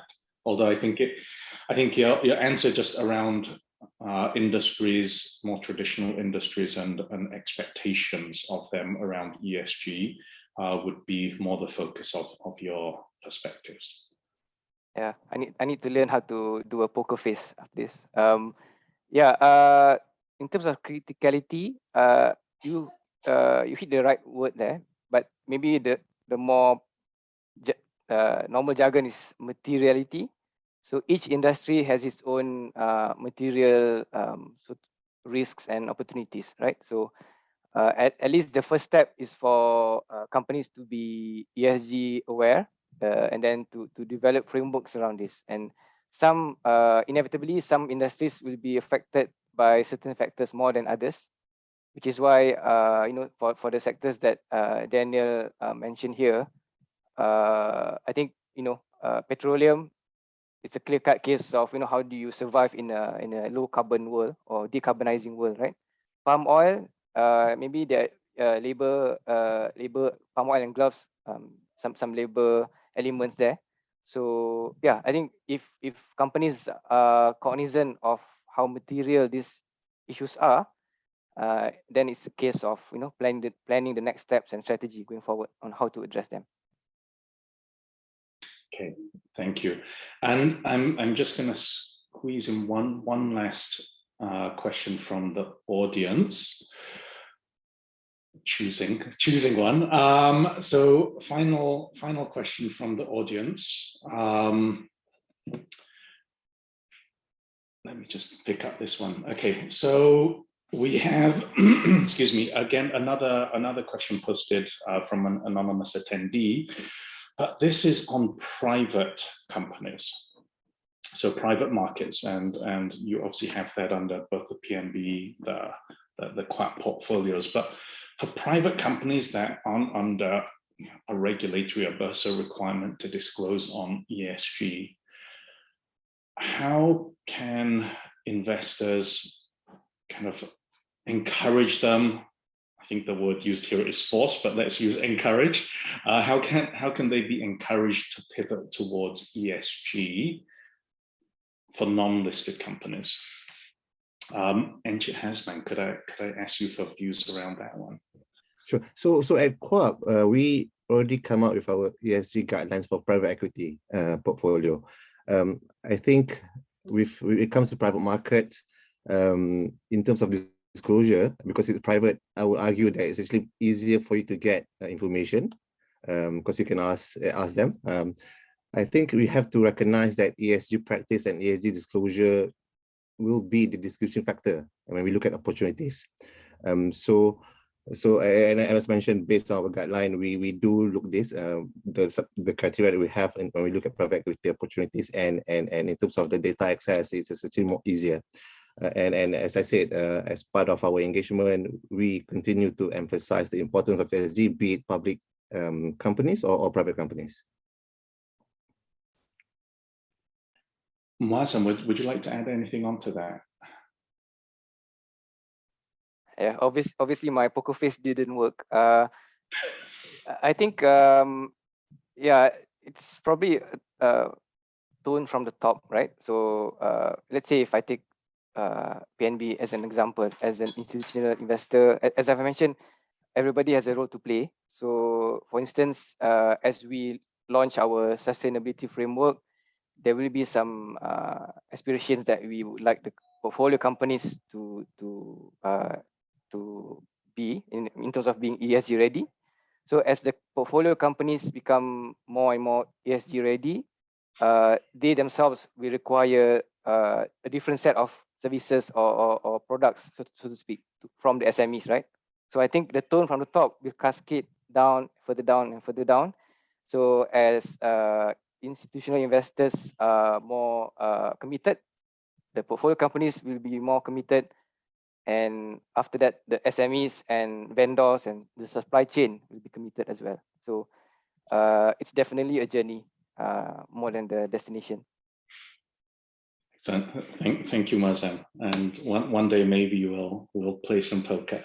But let's go to the final stretch. So I'm going to thank you to the audience for all your questions, and hopefully we've done justice to some of it, given the number of questions that have come in.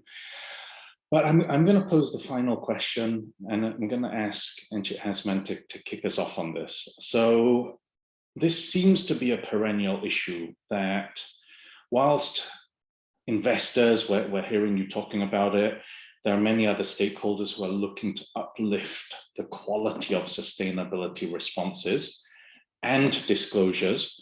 One of the fundamental issues we've been hearing, and PwC, we've been doing sustainability within the Southeast Asia region for 15 years now. This issue has not changed since we started our sustainability practice. Poor quality of ESG data. Investors complain about it, finance providers complain about it, the whole spectrum.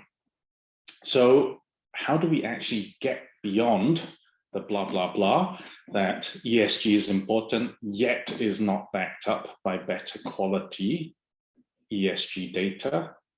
And if you could share your views around that, that would be fantastic. So let's talk about how do we actually move to improving action and less of the rhetoric. Encik Hasman, over to you. Well, yeah, this is I suppose a common issue. I think when it comes to consistency, reliability, and utility of the data, it is a big problem when it comes to ESG. And as we even in this forum, what PMB is looking and how COP is looking at ESG is different, right? So that's in terms of standardization, we are still a long way to go, given that this is a journey and we're still at the infancy stage. But having said that, you can actually see that there are initiatives to sort of converge the standardization. Even if you look at PERCUCO initiative by the government, I mean, there are initiative number 11 seek to integrate the ESG approach. So I think it's moving, albeit we wish it as at a faster pace. But you can see that when in the earlier era, when we look at risk rating as well as Sharia compliant, we also face the same problem. But at the end of the day, it will converge. So the hope is we'll get there, but we have to recognize that it's a journey, and again, it's all up to us to do it together to make sure we reach there faster. Thank you. And then I'm going to go to Berraz, if you could share your perspectives on this. Okay. Basically, the questions about poor data and possibility of greenwashing, right? As I hear, I think ESG needs to be almost a doctrine of life. People need to understand and believe why they're doing it, and I think it is a necessity, right? So from a business owner's perspective, I think that before the big institutions, government wants to pursue this or embark on this journey, there needs to be sufficient educational process. I think a lot of people out there, my peers, don't even understand what ESG is, and they question why ESG. It's akin to when we enacted our EIA Act. Previously when we were industrialized, the factories, just polluted our rivers. No one really understood that the fish will die, and sooner or later impact our children, so on and so forth. But as that educational process came into play, I think more and more factory owners got more responsible and adhered to EIA issues. So I think it's very similar. It's siege mentality, paradigm shift kind of issues that we are facing today. So as we get more buy-in from participants, I think quality of data would be better. I think industry players would be willing to participate, and obviously if there can be incentives put out there for early comers to the ESG play, that would be something that would be very helpful for industry players to participate. But what's most important also is obviously to close that loop would be the regulation of matters. I can't afford to be ESG compliant here while my next door neighbor isn't, and they offer cheaper products. I'll be out of business in no time. So it's a holistic kind of situation that I think it's very important for us to all realize and agree that this is a necessity. Being ESG compliant will help the universe survive and for our children. So everybody needs to come together really to make it happen. Thank you, Berraz. And Mazam, let's take us away. Yep, this is a really good question. But I think it's not a case of poor data. Maybe it's more lack of data. So like any analysis, we've been used to analyzing P&Ls and balance sheets, but going forward, it's more like analyzing carbon emissions, right? And I think this is still nascent in Malaysia and probably a lot more other countries as well. But as we develop our long-term targets, which will take another 38 years, the first step is really to understand and gather enough data, carbon emissions data, and only then can we do proxy models, scenario modeling. Then we can think about, do we want to join SBTI and the likes. So I think the first step, like any other analysis, is to really gather data and understand the data, and then only can we chart our midterm targets and also in the in-betweens as we reach the net zero target by mid-century. Thank you, Mazam. So let me just recap before we hand over back to Aimee. So we've covered an awful lot. So thank you again, Encik Hasman, Mazam, Datuk Berraz, and thank you to the audience for your questions. Just to recap some of the things that we've covered, we've reiterated that ESG is about values. I think Encik Hasman used the term do good a couple of times, but really, how is ESG embedded in values? And I'd extend that to talking about the purpose of companies, and that many companies are now pivoting back to say, hold on, what is our purpose? Are we actually measuring our progress against our purpose? And board members are asking management, what are the metrics that management is using to measure against purpose? So that's something that we think we'll see more of. We said that ESG is integral to investment returns. It's not an either or, but it will be embedded. So we heard about the integration of ESG into due diligence, into your investment decision making. We've heard that we need to help companies prepare for the transition, especially SME sector. We can't leave them alone. Mazam, you illustrated a nice cascading impact. If the GLICs signal their intent and back it up on ESG, it will cascade to the bigger corporates. It'll cascade down to the private companies. It'll cascade to the SMEs and the MSMEs. So that whole cascading influence through our economy. We've heard that the GLICs should be clear around signaling demand for ESG to drive the supply. So consistency in that demand. And then we had a range of questions from the audience, from labor issues, asking about perspectives of foreign versus local finance providers, asking about some of the ESG growth sectors, but we said don't forget about the existing businesses. We also had a question from the audience about some of the traditional businesses in Malaysia. They need help to also transition and decarbonize their businesses as well. And then some of the enablers we heard regulation flagged, creating a level playing field for companies. That's an issue that's also a perennial comment from some of the companies here. We said execution and enforcement is imperative. So again, definitely going beyond the blah, blah, blah, where you've set nice ESG targets, you've got a decent looking strategy. How are you operationalizing ESG? How many companies can say their finance function knows what they need to do to support ESG commitments? How many can say HR and procurement are doing this? Okay. And then final point is we actually need data. It's not just better data, we just need data. So that's something for the players across the ecosystem to work towards.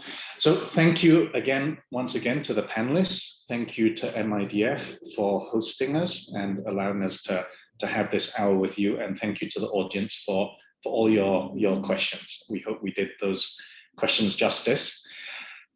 Back to you, Aimee. Thank you, Hasman, Muazzam, Datuk Berraz, and Andrew for that discussion. Just to update you, ladies and gentlemen, we have now more than 500 people join our conference today. Thank you so much for your participation. We will now take a 10 minutes break so we can go get a refill to our coffees and such. Coming up next is our second panel session on green energy versus brown energy. Please do stay online during this break. See you all back in 10 minutes.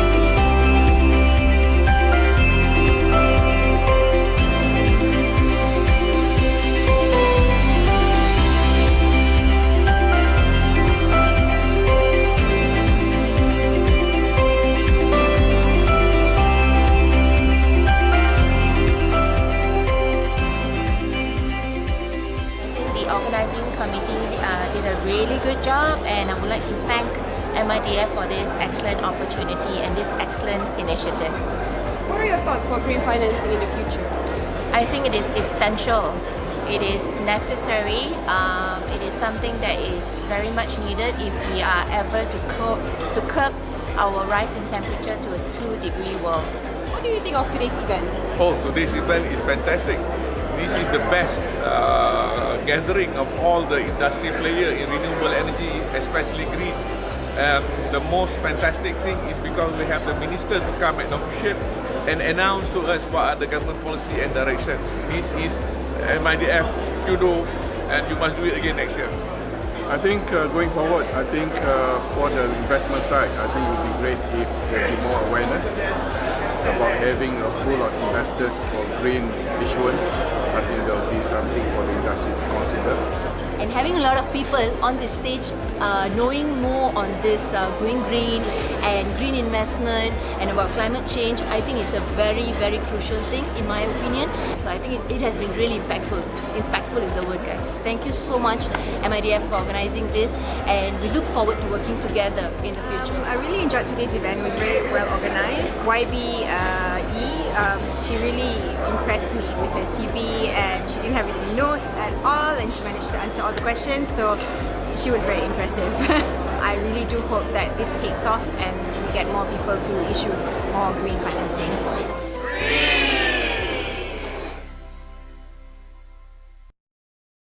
MIDF is Malaysia's premier development finance institution and has played an important role in accelerating the development and modernization of the nation's manufacturing and services industries by providing financial assistance and advisory services for local-based small and medium enterprises, SMEs. We are involved in manufacturing of parts and components for electrical appliances. Our customers are mainly multinational companies. I'm running the business together with my siblings. It is a family business. MIDF have been with us for more than 20 years. I'm very thankful to MIDF for helping our company to grow by extending us soft loan to purchase machinery and equipment. With MIDF assistance, we have been able to automate and modernize our processes as well as upgrading our production capacities and capabilities. MIDF have a very, very attractive soft loan scheme with competitive rates to assist businesses, especially the SMEs, to upgrade and improve business performances. Thank you. Thank you, MIDF. Greater is one of the world leading automation solution provider in the area of factory automation. We are dedicated to be a now.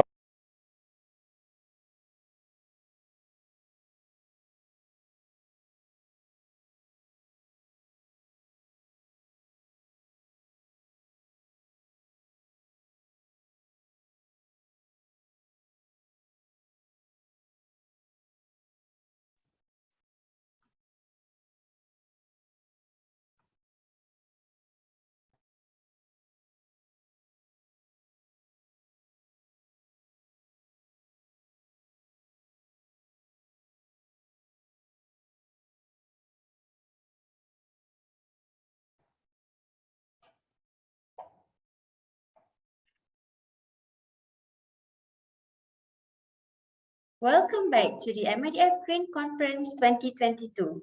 We had an awesome session just before the break, so let's keep the momentum going and get ready for another round of discussion. In this session, we will debate on the idealistic premise of green energy and its various implementation challenges versus the practicality of brown source energy. Moderating this session is Datuk Dominic Silva, CEO of MIDF Amanah Investment Bank. We are fortunate to have with us individuals who are not just knowledgeable about the energy industry, but also practitioners. Siti Safinah Saleh from My Power Corporation and Lim Bingwan from Renewable Sdn Bhd, as well as Pramod Das from RAM Sustainability. Without further ado, let's welcome Datuk Dominic. Good morning, everyone, and welcome to session 2 of the conference. A particular thanks to YB Dato Sri Mustafa Muhammad for doing the opening address, And good morning as well to Tan Sri Abdul Rahman Muhammad, Chairman, MIDF Group, Dato' Charon, colleagues, panelists, and members of the media who may be present in this. So welcome.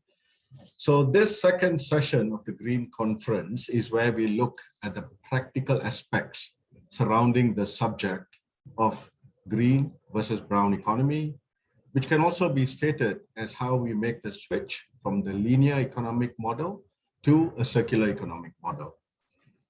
So the green economy is often positioned as an alternative vision for growth and development, one that can generate economic development and improvement in people's lives in ways consistent with also advancing an environmental and social well-being. The brown economy, on the other hand, is what has powered the economic growth thus far, powered employment and driven economic multipliers and improvement. So based on the extolled virtues and benefits of going green, how do we make this transition? How urgent is it to make this transition from brown to green? What is the cost of making this transition?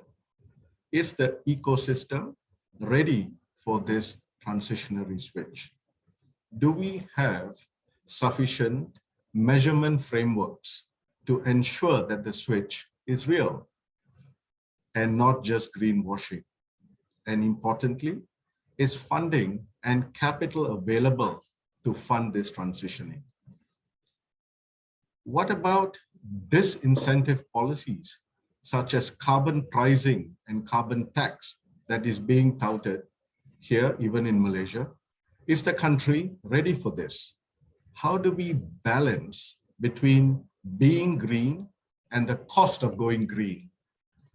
So in this session, we hope to also touch upon a number of transitioning challenges that need to be properly understood by policymakers and professionals at different levels in society.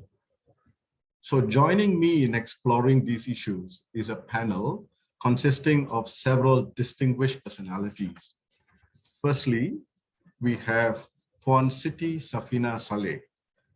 So Safina is the CEO of My Power Corporation, a special purpose agency under Ministry of Energy, Natural Resources. My Power has been given the large task of undertaking a review to future-proof the Malaysian electricity supply industry and prepare for a changing landscape driven by 3 Ds, i.e. democratization, decentralization, and digitalization. So we will have the honor of hearing from Safina in a short while. Our second panelist is Mr. Lim Bingwan. So Mr. Lim Bingwan is known to many in the market as being the founder and promoter of a renewable energy exclusive company called Renewable.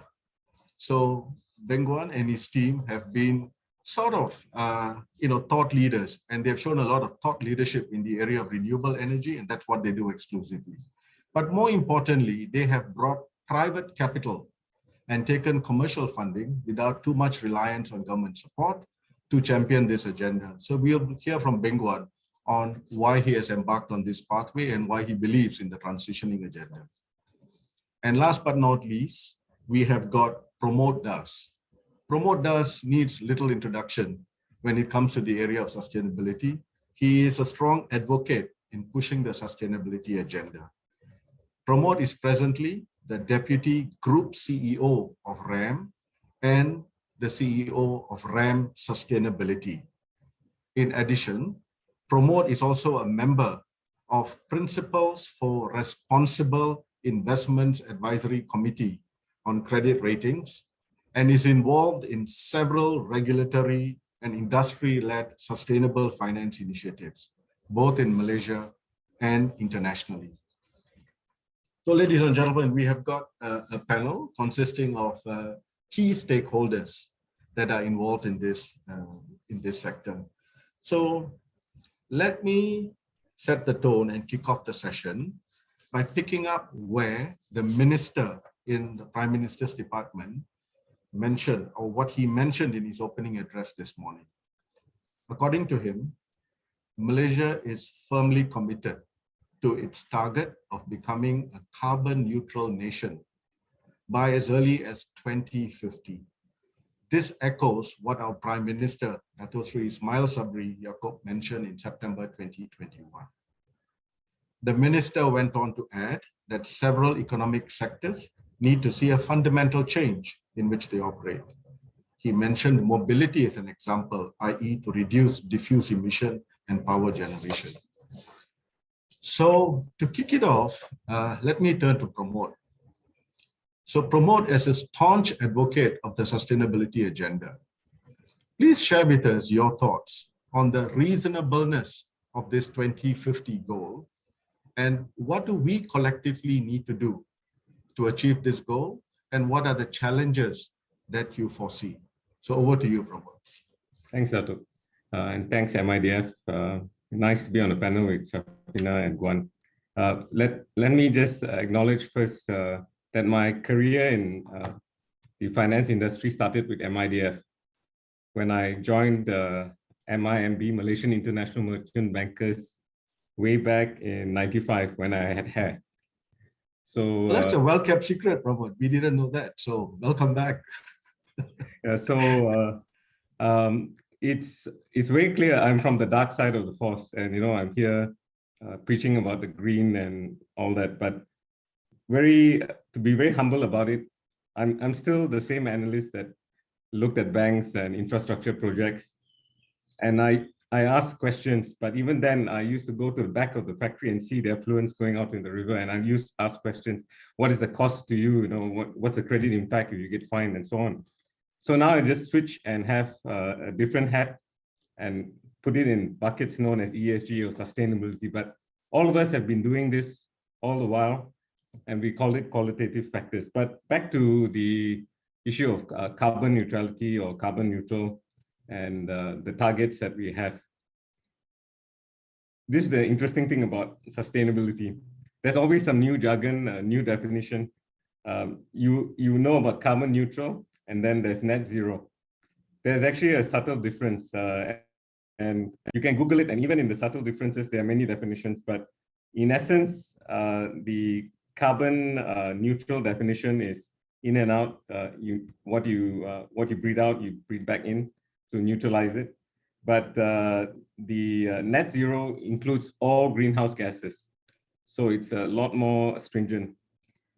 Coming back to the challenges that we have for a nation and the direction that, well, it's just my view. I don't say that it's everyone's view, but the whole world is going in that direction.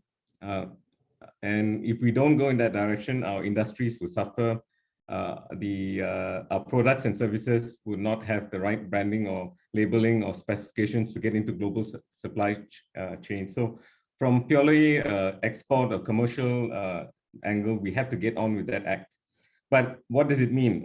It means, of course, massive changes in different industries and gradual changes. But if you go back to what happened during the MCO period and the COVID cycle, I mean, we're still not out of it. We made massive changes very quickly. All of us could breathe clean air and so on. So we can actually move very fast if we want to. The other key point, anything that gets measured will get done. So just like we are measuring how many 1,000 people are getting infected or all the other statistics, if we had that statistics every year, how many people were impacted by emissions produced by factories, cars, and so on. What is Malaysia compared to another country? How much do we need to reduce it to achieve our targets and so on? And if this flashes every day across businesses and where it's coming from, just like we know which state produces how many infections, this is what is going to drive the direction forward. So it has to move away from being a tagline or a theme to something that can be implemented and be measured. To me, that's how we're going to achieve it. In the meantime, there are many movements where the CEOs of companies sign up and say they take on the pledge. I totally support that, but it needs to be followed with that implementation drive. Everyone needs to put it on their website. Everyone needs to put it in their annual report. And people like me need to go and ask them, what's your latest number? How come your number is higher than someone else's? Oh, is this how you calculate it? I'm pretty much a pain in that side, but that's what you need to get this done. It's a very simple answer, nothing very political, but it's a number crunching game. We have the numbers, you can see change, and you can see progress or not.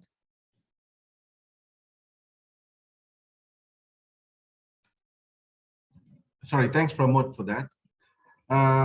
You mentioned about implementation and execution. That is really where rubber meets the road in this transitioning journey, right? How would you rate the current execution, willingness, capability, and the score on a scale of 1 to 10 so far from whatever you have done and seen and interviewed leaders of industry? If I take a real blunt feel on it, and where 10 is perfection, yep, it'll be 3.27. That's a very scientific number. I know, because if I said 3, you think it's not robust enough. But if I put 2 additional decimal places, but I think I'm just illustrating that, there are a lot of statistics out there, but as long as we have progress in that direction. So relatively, it could be 3 for someone like me. Shafinas might get a feeling of 5, depending on who she interacts with. Guan may get a 1.25 or 2, or some may say that we're going in the other direction. So it depends who you ask, but I can say that when I started asking difficult questions 5 years ago to now, there has been a lot of movement. I get questions thrown back at me, which I love, and that's where they come back and ask me about the definitions on the questions that I've asked them. So I see that high level of questioning, and of course, at the most basic level, when I talk about sustainability and ESG, yes, the answer that comes back from some CEOs, yes, we do CSR. So okay. That's a spectrum. Okay, so in a 100-kilometer journey, we are at about the 30-kilometer mark, you're saying, yeah? So there is still some ways to go. So the train has left the station and we are making some progress towards that. Okay, thank you. Safina, if I can just turn to you, Safina. Power is clearly one of the catalysts and an accelerator, one of the industries that can accelerate the transitioning from brown to the green. Because when you look at a green economy and you look at a circular economy, it's not just an event in isolation. You need to look at the supply chain. So the power that comes into the supply chain is important that it's also green. And you've been tasked with decarbonization, decentralization, digitalization. Can you elaborate a little bit about that and what it means in practical terms for the country? Sure, Dato'. I think Pramod has really set it out very nicely to say that it is a progress that we have to make, but that the progress has to be made in the right direction, right? I think when we look at what we're doing in MyPower, we certainly recognize that absolutely the landscape is changing.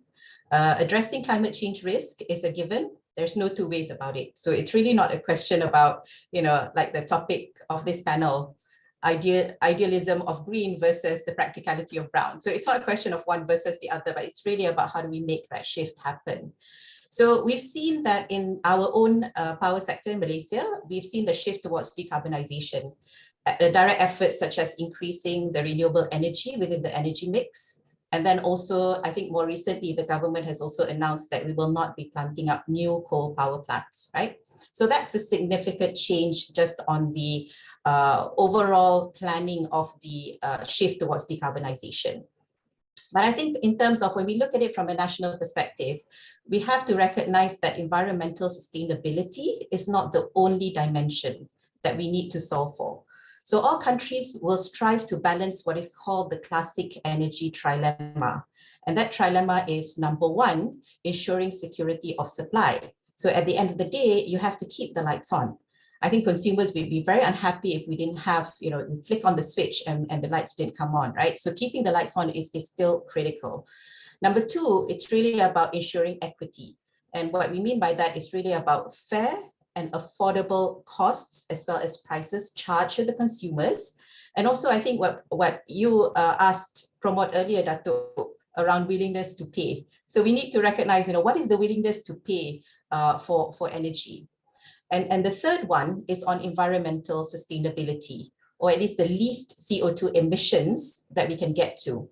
Now, in addition to that, in my power, we also have added a few more dimensions just to add on to the complications, right? Which is number 4 in terms of economic development.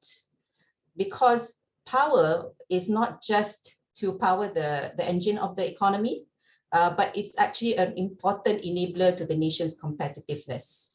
So what we do and how we price the energy supply is actually pretty important for the competitiveness of our country vis-a-vis within the region as well as globally. And the final dimension that we're looking into is the consumer experience. And that's because we see that in the energy transition, there will be an increasing role of consumers, not just as a passive participant in the system, but an active participant. Now think about it from all these 5 dimensions. What we see now is that there are many forces that are reshaping the power sector. And so therefore there are disruptions both on the supply side as well as on the demand side. On the supply side, we can see where the economics are changing, right? So therefore, when RE used to be not commercially viable, it is now today very commercially viable. And then there's also the rise of prosumers or distributed generation within the system. And then at the same time, there are disruptions on the demand side. We've got electric vehicles coming in. We've got to prepare for that. We see the changing consumption patterns. Simply, for example, because of COVID, more people are working from home instead of working in the offices. So you can already see where the consumption patterns are changing there. And all of this is underpinned by the rapid technological advances as well as the convergence around technology. So basically, in a nutshell, Dato', really it's not about a brown versus green choice, but to us, it's focusing on the overall end objectives and what matters for the country. And it's a delicate balancing act between these objectives. So I always say it because I came more from the investment side, and I understand that the audience are a lot more investor centric as well. So it's a bit like an asset allocation, right? It's really how do you balance between the risks of each type of assets we have within the generation mix, as well as the returns that we want, i.e. the objectives that we want to achieve here. Okay, that's great. I mean, that summarized very succinctly. Bingwan, Safina has raised some very pertinent questions, about the pricing of renewable energy, right? Whether it is economically viable. Do consumers see a benefit, or is there anything to them? And you have actually shown us the way. You have gone in with private capital, you've taken risk. You have actually gone in there with commercial funding, you did not rely on handouts and so forth. Tell us a little bit about your experience, Bingwan, and why is it that you kind of dived head in straight into this area? You've taken a certain amount of risk, and has it paid off so far? And please tell us your experience. Thank you, Dato'. Thanks, MIDF, for inviting me to be part of the esteemed panel over here. I think maybe let me start by saying this. The question posed for today is the practical brown versus ideal green. My personal view is that we should maybe reword this question to a practical green and unsustainable brown. And to put into a different context today, I think when Sakina's talk about energy security of the country, coals are important to Malaysia, for example, right? Indonesia banned export of coal recently. So the source of coal becomes an issue. Russia is at war with Ukraine today.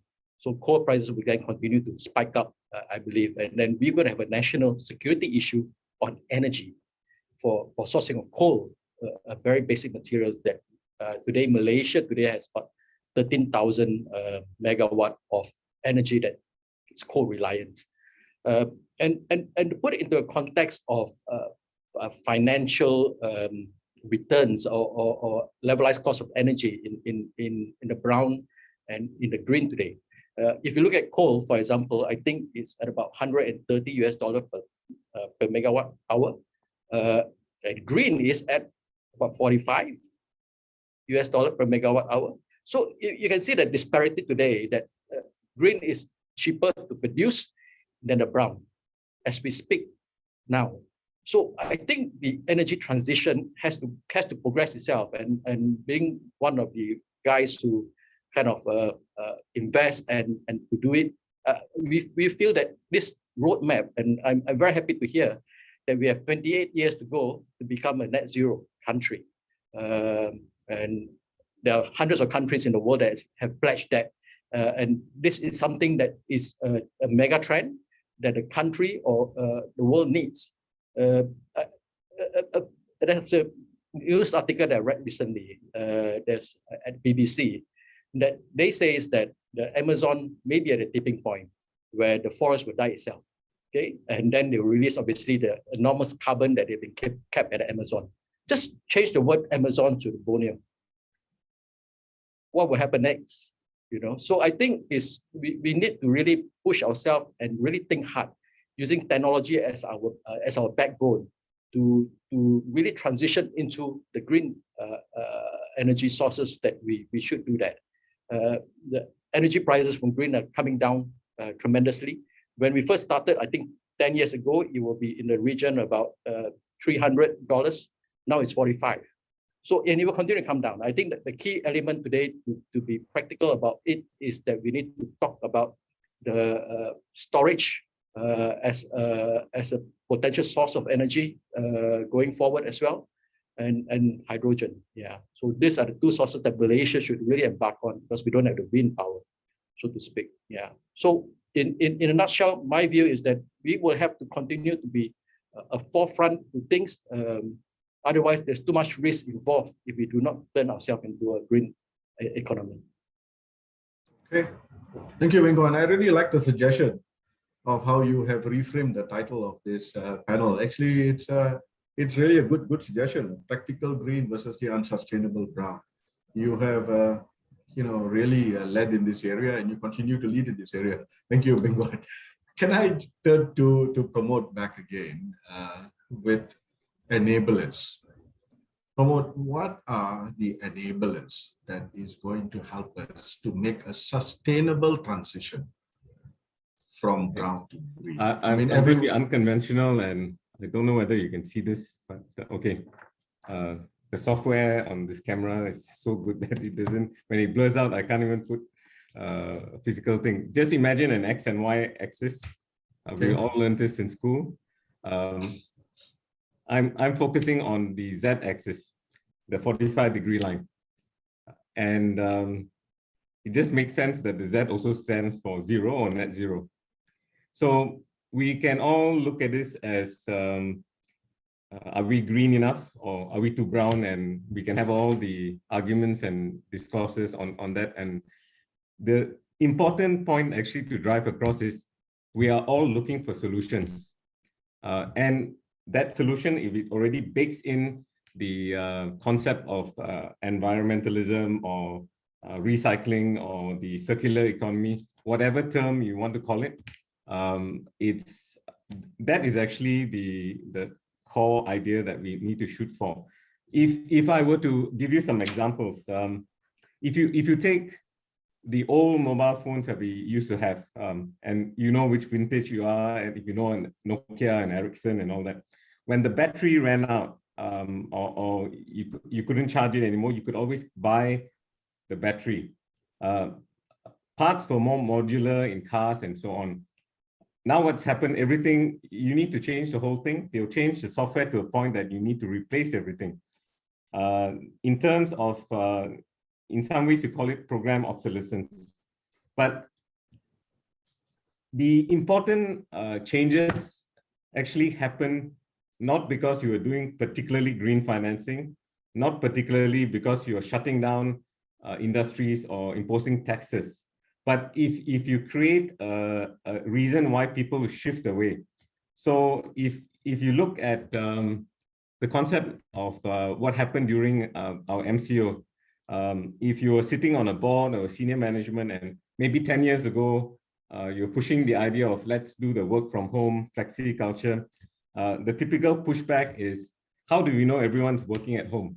How do we measure this and so on? So at a certain point in time, maybe 10% of the staff will be allowed, but most of people were in the office. When this whole thing happened, we were all working from home, and I would never imagine having a conference like this on this topic from the house when the roti man is going by with the beep, but we all are making it work. And it is, it's realistic now. That took all the cars off the road.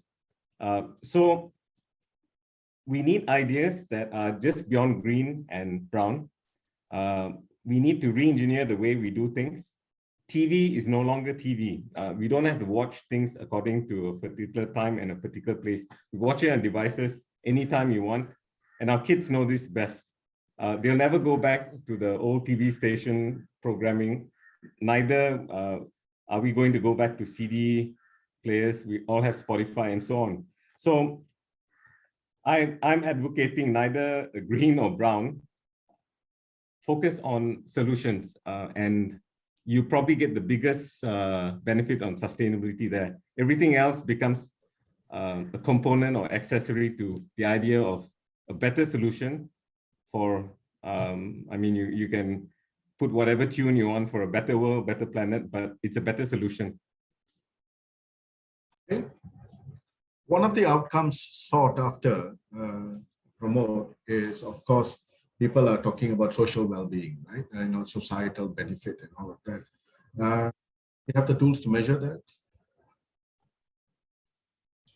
Anything qualitative you want to measure, I can come up with a set of tools, you can come up with a set of tools, but any measure would be good as long as you can measure it consistently over time. So if you want to measure progress in a particular area, you could measure the extent of education that someone has in that area. But then do you measure the quality of the education? Do you measure the, with a degree, can I get a job now? Is it easy? How much do I earn? Is this job comparable to a job in another country and so on? So again, it's a measurement tool. You brought this up quite a few times, Tato. The measurement tool is again dictated by who designs the ruler and how many people want to use the same ruler. And but if you just look at it in relative terms, any social idea can be measured, and it may be a broad measurement tool, but as long as there's progress, you would see a suitable measurement tool. Safina, how important is technology in accelerating or allowing companies to embrace the transition bandwagon? It's very important. So if you look at several research, right, that we've looked into as well, the studies, and also the recognition on the policymaker side, is that to get to net zero transition, we've seen how it has worked in other countries is that it needs to be driven by a combination, right, of the right policies, the right technologies, right, and the technologies being deployed in our context, and also investments. Those three components are very important to actually enable the energy transition. Now that means that it has to also shift, these three components must also shift from looking at it from what was conventional or traditional back then, right, to now very new sorts of innovative frameworks and models across all three, right? And that means it has actually also disrupted the very foundation of the way the markets operate, even in other countries. They have liberalized markets, for example, and ours is still vertically integrated. We have a single buyer model, but all of that needs to be, we need to go back to the drawing board and think about it. How do we make that shift happen? And that's really how we need to think about the enablers towards the energy transition. Now, we also have to recognize that it's not going to be perfect, right? This pathway is very unique for every country, and this pathway will be something that we will have to adjust over time. It's going to be incomplete, as Australia has said that, you've seen in California, actually there are changes even in the policies. Every 2 or 3 years, they will make that change. In Australia as well, they're a bit more of the progressives in terms of embracing green energy, but there are, adjustments that made, over 2 or 3 years period. And also I think the last point is really around how it demands new sorts of business models as well. So everything is actually changing within this landscape, and definitely policy, technology, and investments. One of the disincentives to brown and to accelerate the adoption of green is clearly, something along the lines of carbon tax, right? Is that a fair measure to implement in order to accelerate the adoption of the transitioning bandwagon, or is there another way to look at it? My view, of course, carbon tax is one of the tools to essentially kind of force the user to think about the cost of using brown energy in particular. We know that it's not sustainable to do brown, so carbon tax is definitely one of the enabler for people to think about and to implement as necessary. I think the world is changing to do that. But having said that, I personally believe that the push from the corporates, from the Google of the world or the IKEA of the world, are more important, that they actually are the one that kind of lead the way to enable the push towards the net zero. Okay, just to investment policy for a lot of these multinationals today, if we cannot deliver green or don't have green, they will not invest in the country, and then the whole economy will be in the doldrum. I think there's a report recently by Standard Chartered, I think a year ago, that from Malaysia perspective alone, if we do not decarbonize, move away from brown, we have a $65 billion US export at risk. That should be a big incentive for any industry players or consumers or around the world to think about Malaysia itself has a $65 billion export at risk. So that's before even carbon tax, let's say. So if we want to succeed, the shift towards trying to be green is very, very important. I think carbon tax is just one of the tools. It's just a kind of to put into perspective, to bring forward the agenda. But the agenda that have moved, the world has moved towards there. So I don't think we have 28 years to go. The time frame is very, very short to achieve the net zero. So it's the transition for everybody, in my view. Okay. I think Echo, at this, yes. Do you mind if I also jump in? Sure. To that as well. Let's make this a bit more of a debate, right? Yes. Yes. So number one, my background was also in sustainability, as you know, and I looked at sustainability, ESG, way before ESG became mainstream, right? Like Promote there, we started with really thinking about how businesses should operate, right, in a responsible manner. And therefore, I've always been an advocate for sustainability, and carbon tax was also, something that we looked at many, many years ago. Then as I did this work, it became a bit of a debate in my head as well with myself, right? And trying to balance the objectives for the country, then we think about how carbon tax would be featured. And of course, the government has made that commitment. There will be a carbon pricing at some point, right, within this next 5 years.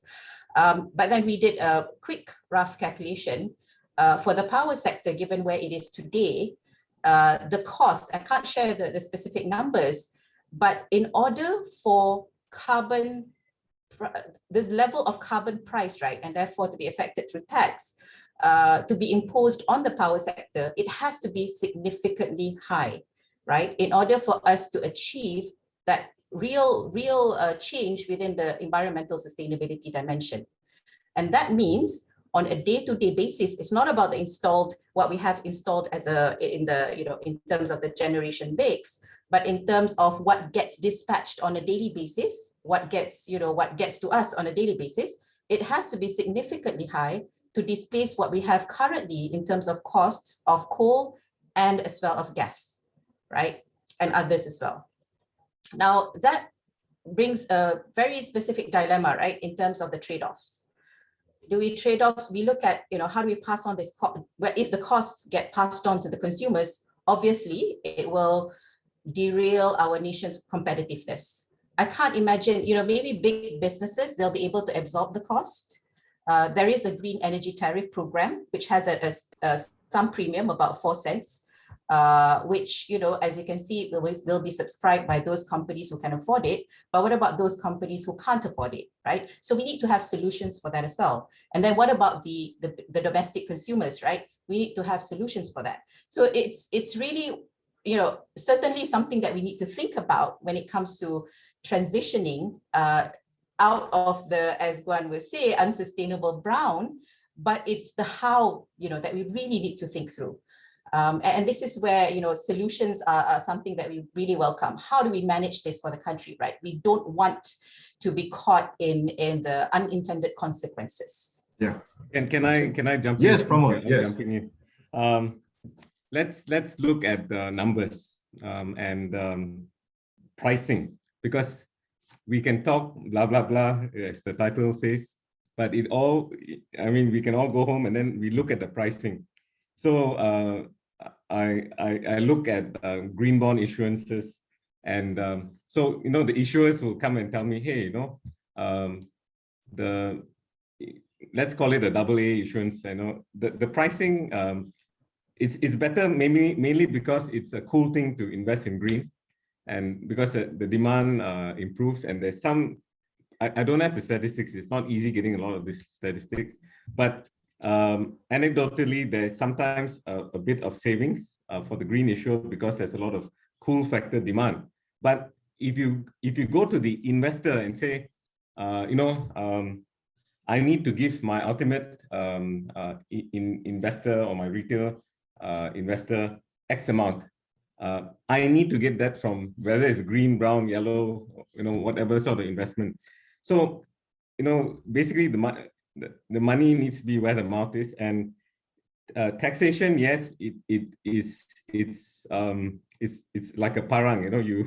You can get it done fast, it'll move, but eventually when it has come down to the butter knife level, that you need to be using market pricing to believe in certain things. So if really what we say here is like we all need to be green and sustainable, it needs to be infected into the formula for risk. So risk, we all went to financial market school or banking school, and we know how to calculate risk, but we are still using the same old school formulas, and we are in this newfangled thinking. We have not changed how we calculate the risk and return.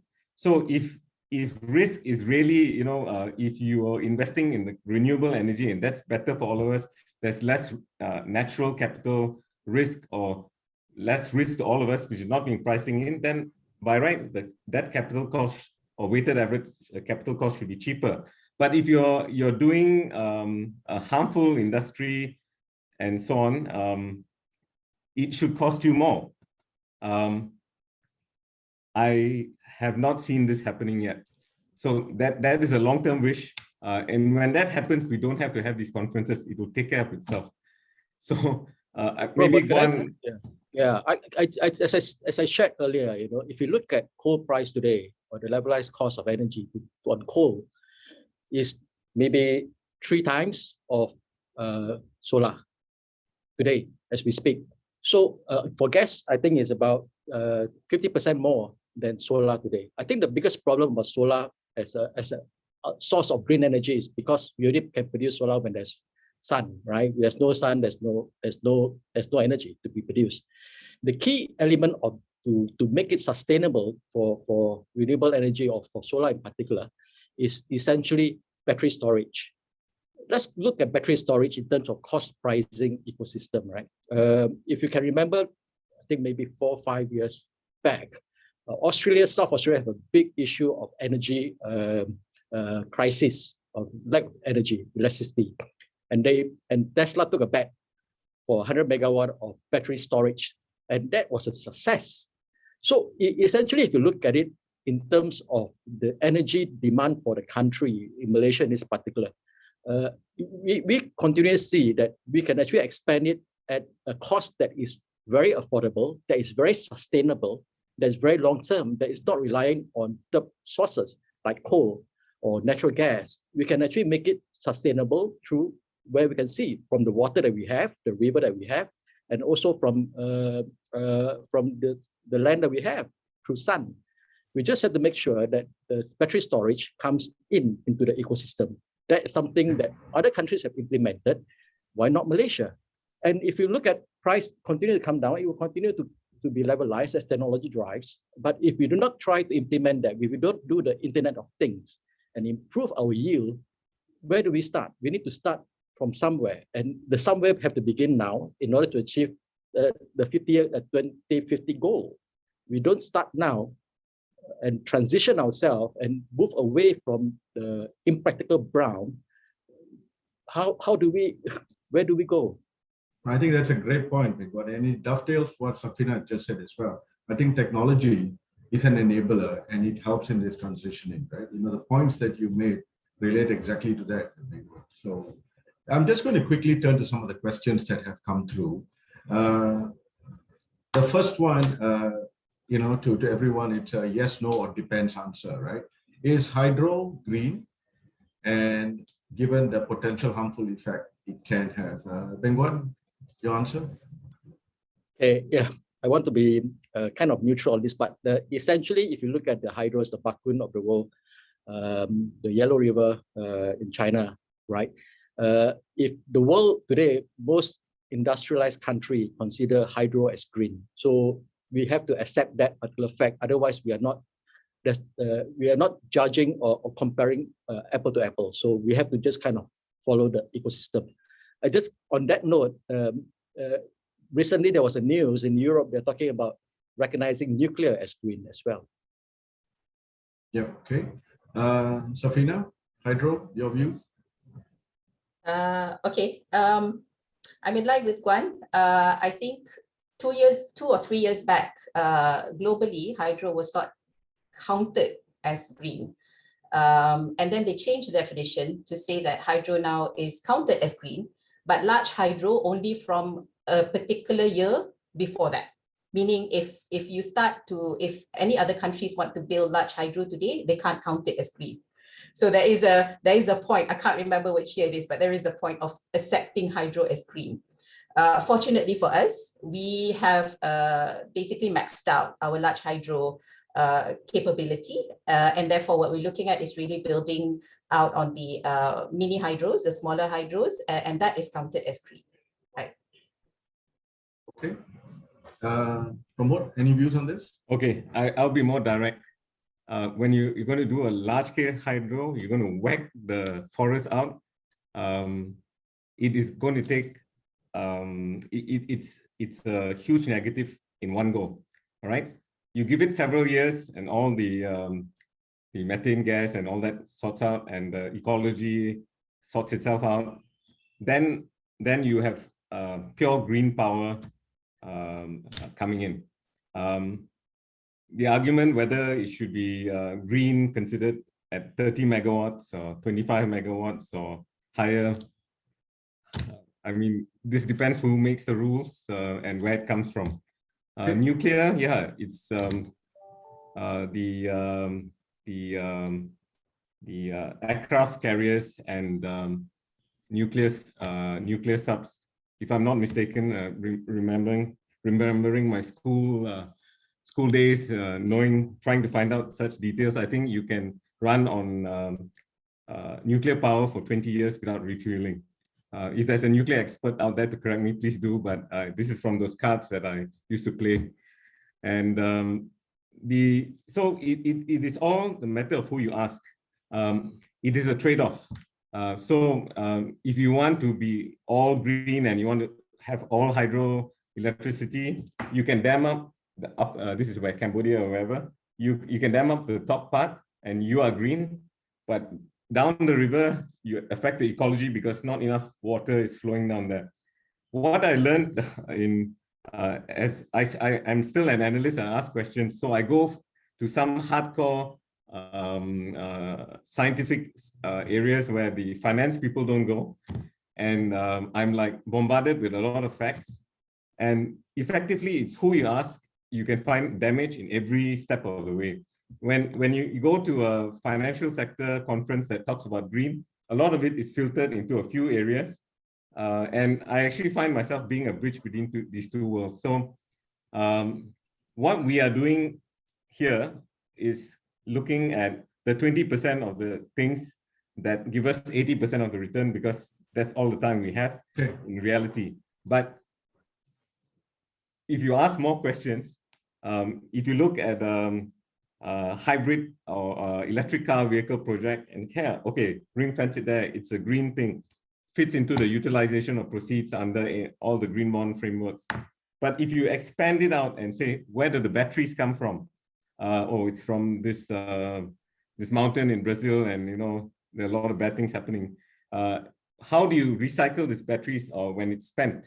Not all of the battery can be 100% recycled, and so on. So where do you want to draw the scope? How far you want to see the impact? It's how we ring fence the risk and ring fence how we look at things. Okay, so I just want to move on to a topic that actually is of big concern and it's debated quite a bit, right? So one of the biggest contributors to our country's GDP is the SME sector. They create employment and so forth.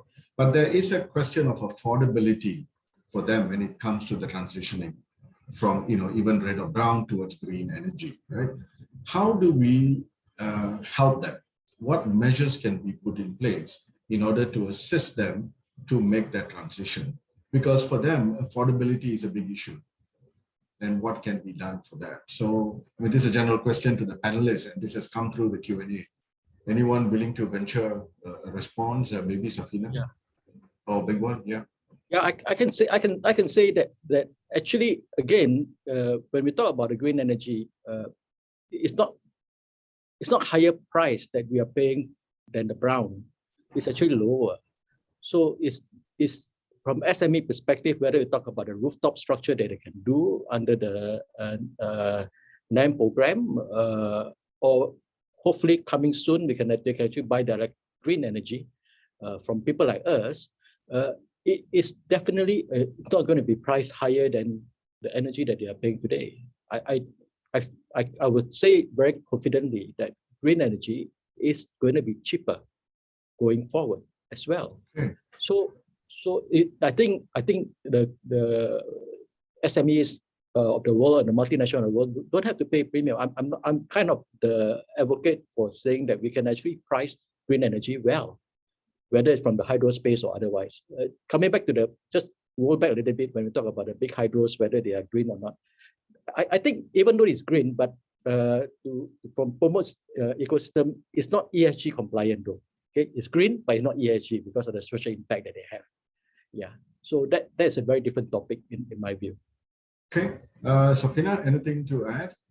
Yeah, I think balancing E, S, and G, right? We can't really just look at the environmental returns and the risks, but we also have to look at the social returns and the social risks, and also how the G in how we manage it all, right? How we govern this. I think it's very important. I think it's a tough challenge, right? How do we manage that transition cost?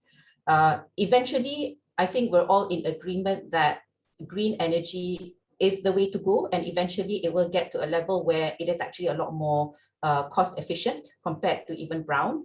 The question is, what do we do in the transition, right? And that's where we have to ensure that the changes that we make in this transition is optimally, what I say, optimally sequenced. And we have to have that agility to adjust for the new developments. either on the supply side, so transport industry becoming greener, in urban planning, construction, changing their practices and behaviors in all of that, in infrastructure development, in tax and subsidy regimes, right? And the implication to the end users at the end of the day, right? We just have to ensure that they're all optimally sequenced as well as agile enough to make the changes along the way, right? And I think measuring, we had that question earlier on, right? About measuring. Measuring is very, very important. And I think, again, coming from the investment side, I used to just look at the broad numbers.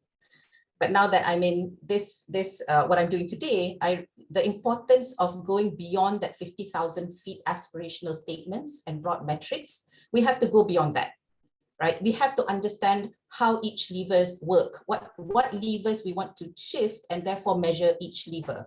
We need to identify and track the progress of the movements of each lever so that we're actually going in the right direction. I give an example. Usually when we look at CO2 emissions, we just look at CO2 emissions of the power sector. So we looked at CO2 emissions of the power sector in the past 10 years. If you look at those numbers in 2010, it was about 37 million tons, right? And then 10 years on in 2020 is actually doubled, slightly more than doubled for CO2 emissions of the power sector. But you have to recognize that behind that is really because demand has also increased, right? And so therefore demand has increased and because of our economic growth, and therefore we are emitting more. I mean, the power sector needs to support that. But if you look at one level down on the grid emissions factor, the increase has actually been about 10%, not even double. Right? So you need to understand that there are already technologies being adopted and shifts being made within the power sector itself to actually make it a lot more green and sustainable. And then you can break it down further, right? There are other metrics that we can measure. Now that's really on the greening part. So that's very important to measure. And I wanted to add one point. When it comes to RE, there's also different metrics when it comes PV installations, right? Whether it is large-scale solar, where we can see that the levelized cost of energy is actually one of the lowest, versus a rooftop where the cost is actually higher, right? But then there are the pros and cons and the trade-offs of land use. All of these factors need to be considered. And not to mention the fact that we have also the intermittency challenge that we still need to deal with until we actually get to install the batteries. Once we have excess solar energy, right, then we can install the batteries to actually mitigate that. But that means that because we have not solved for the intermittency challenge yet, when we actually have RE within the system or solar within the system, the variable renewable energy within the system, it means that there must be always a brown backup, right?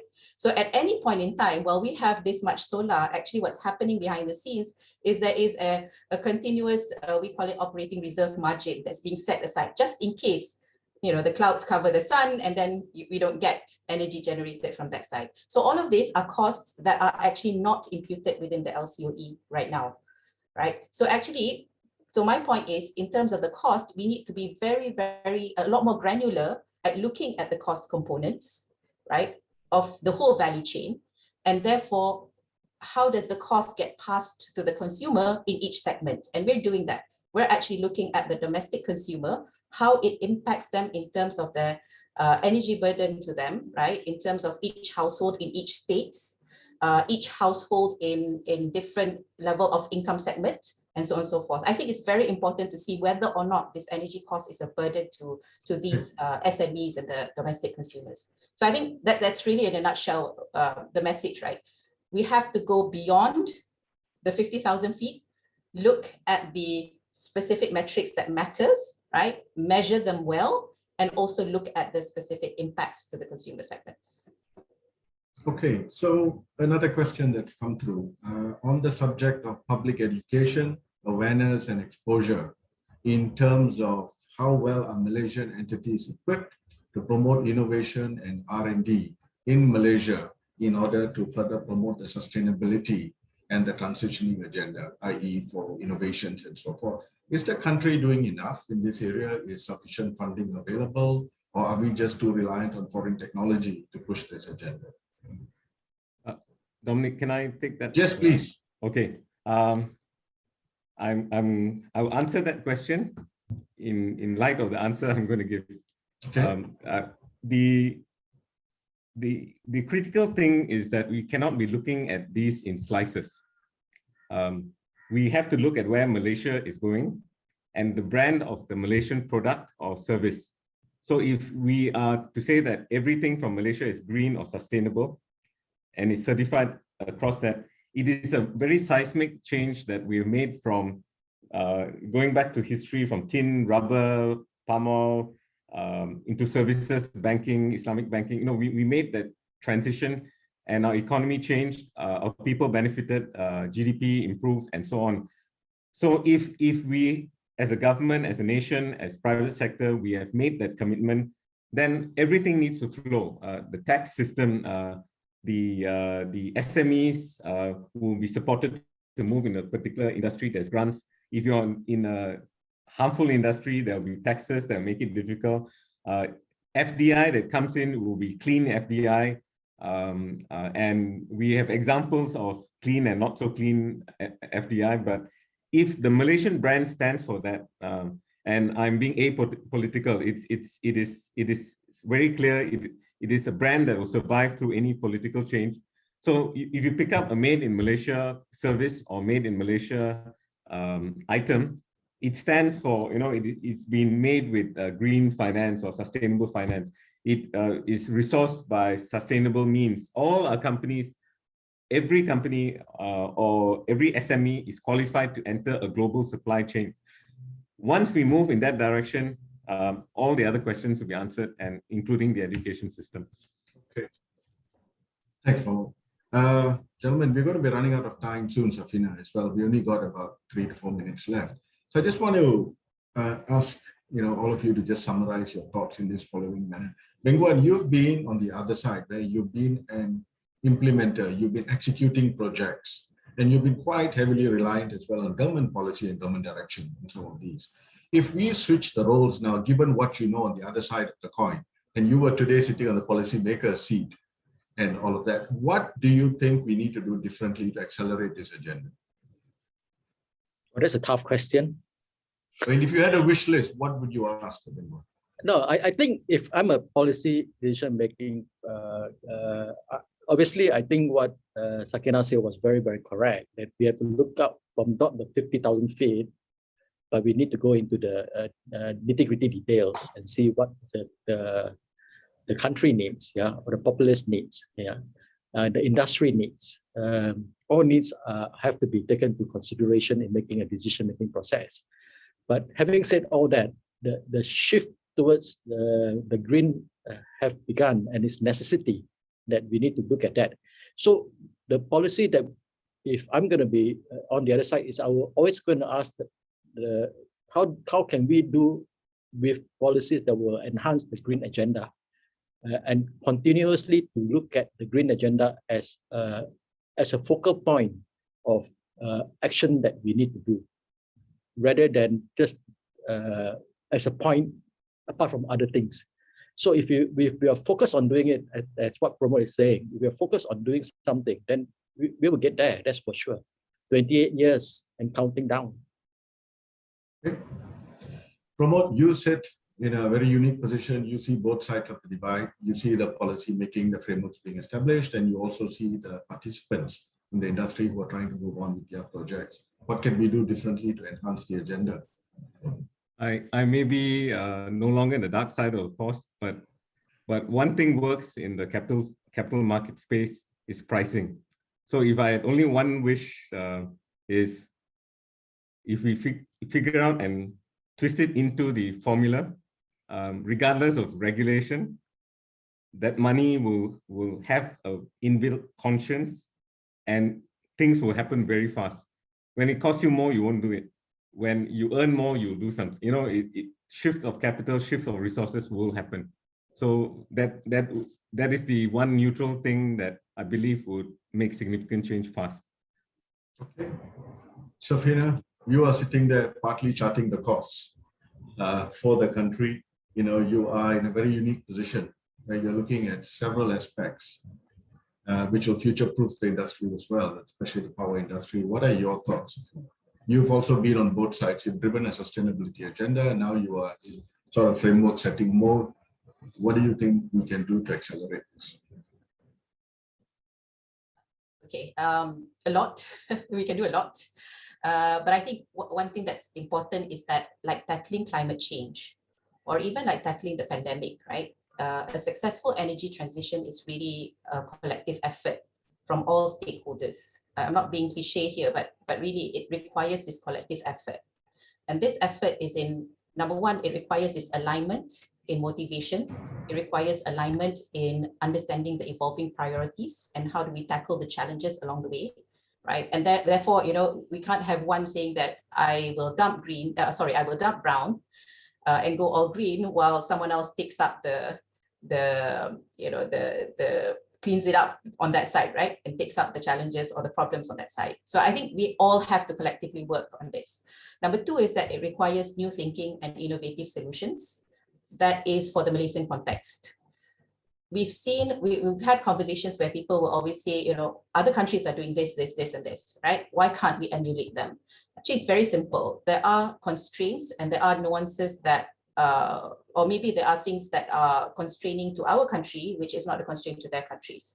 Even fundamentally things, you know, in terms of geographical environments and conditions and so on, right? And I think it also requires tapping into both the local innovation capability and the global innovation. We've seen where solar PV panel conversion efficiencies, those days when it was first introduced about 30 years ago, it was only about less than 5%. You know, the efficiency rate of being able to convert the sun's energy, right? And now currently what we have installed is about 15 to 20% generally, right, around the world.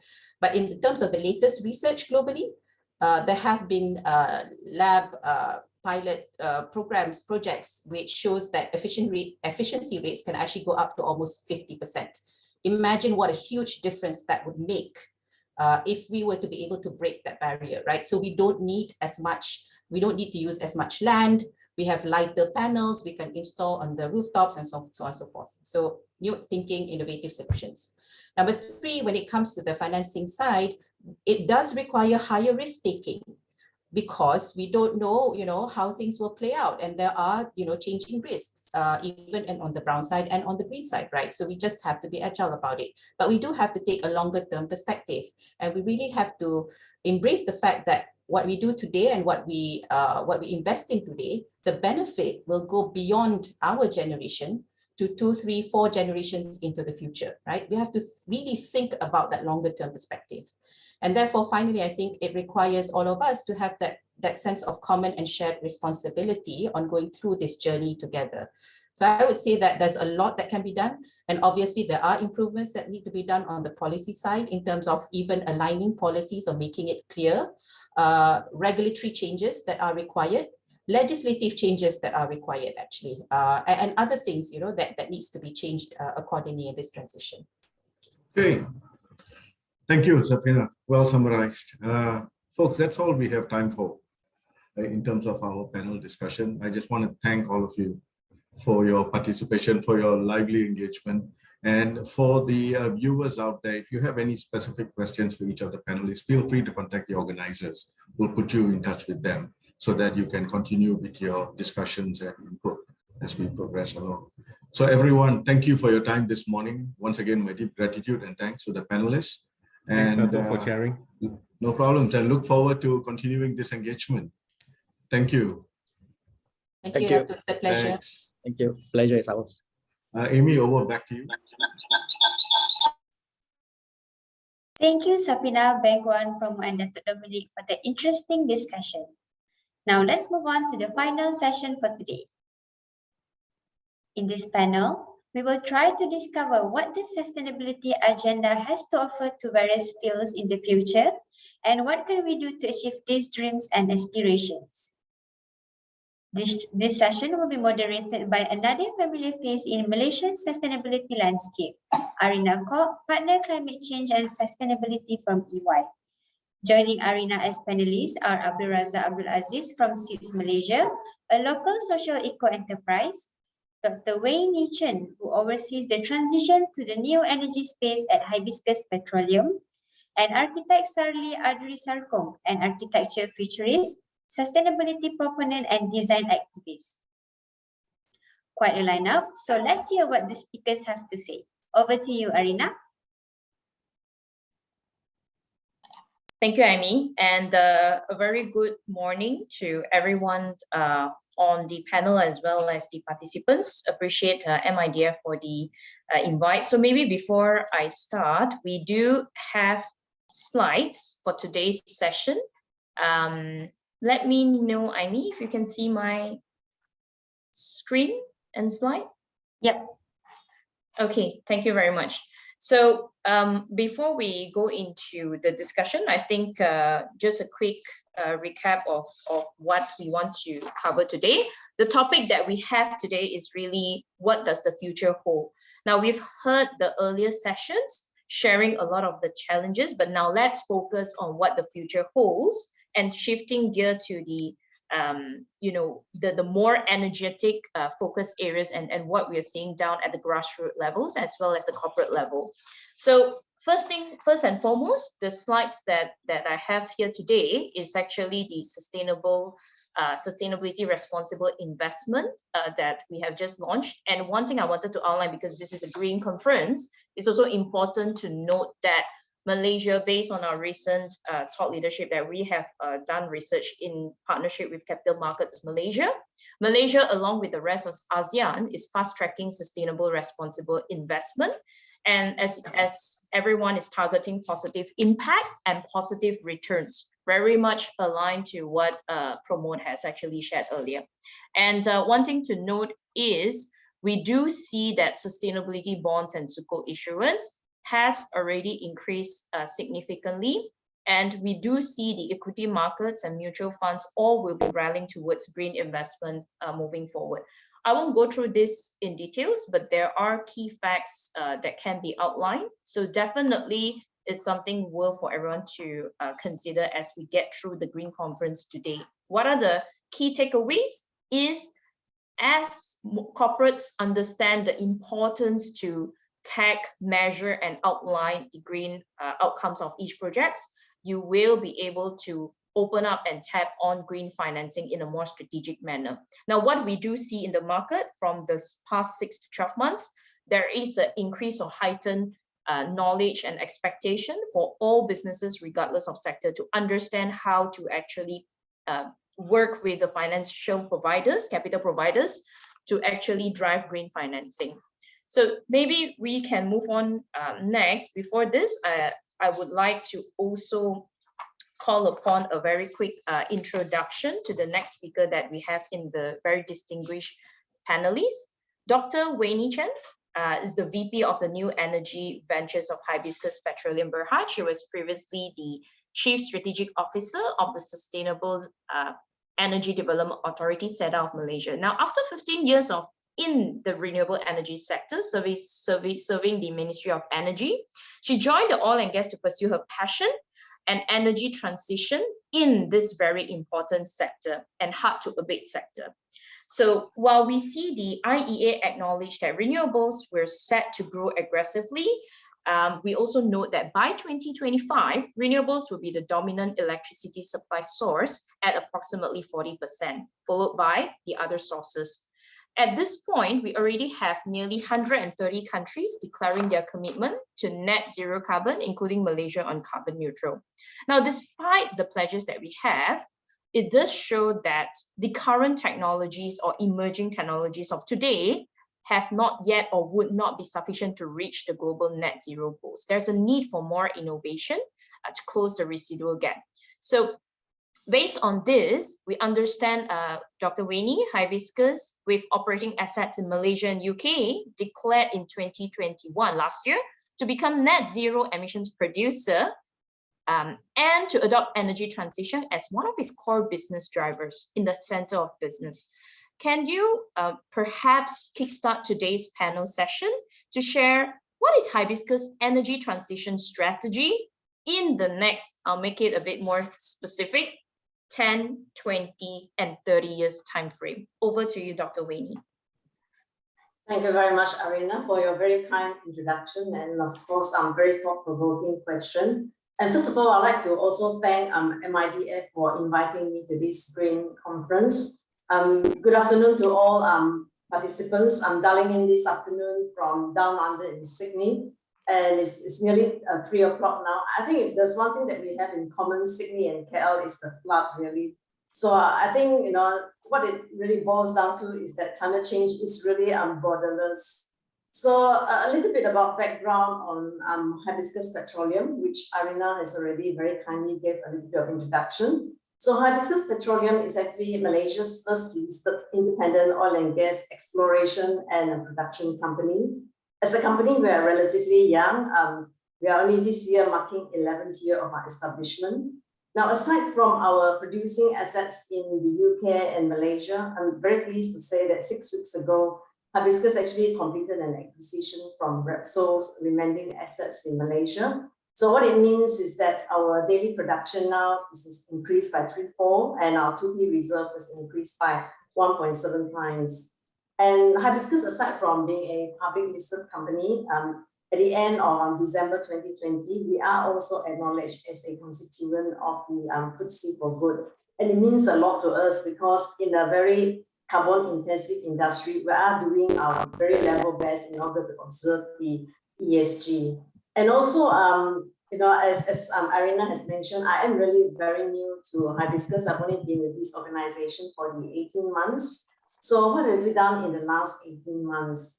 So in the last 18 months, Hibiscus has actually published our sustainability policy, which basically highlights the key metrics under each of our ESG pillars. And specifically under the environment pillar, we are aware that climate change is a material issue for us to address. Therefore, post COP26 in November last year, Hibiscus actually published our climate change framework, which focuses on both the climate change mitigation as well as the adaptation strategies. Now, Arina, in order to answer your question on the energy transition strategy, I hope you can help me put up the slide. I have a single slide that actually encapsulates the energy transition strategy. So while we're waiting for Arina to come up with that slide, thanks.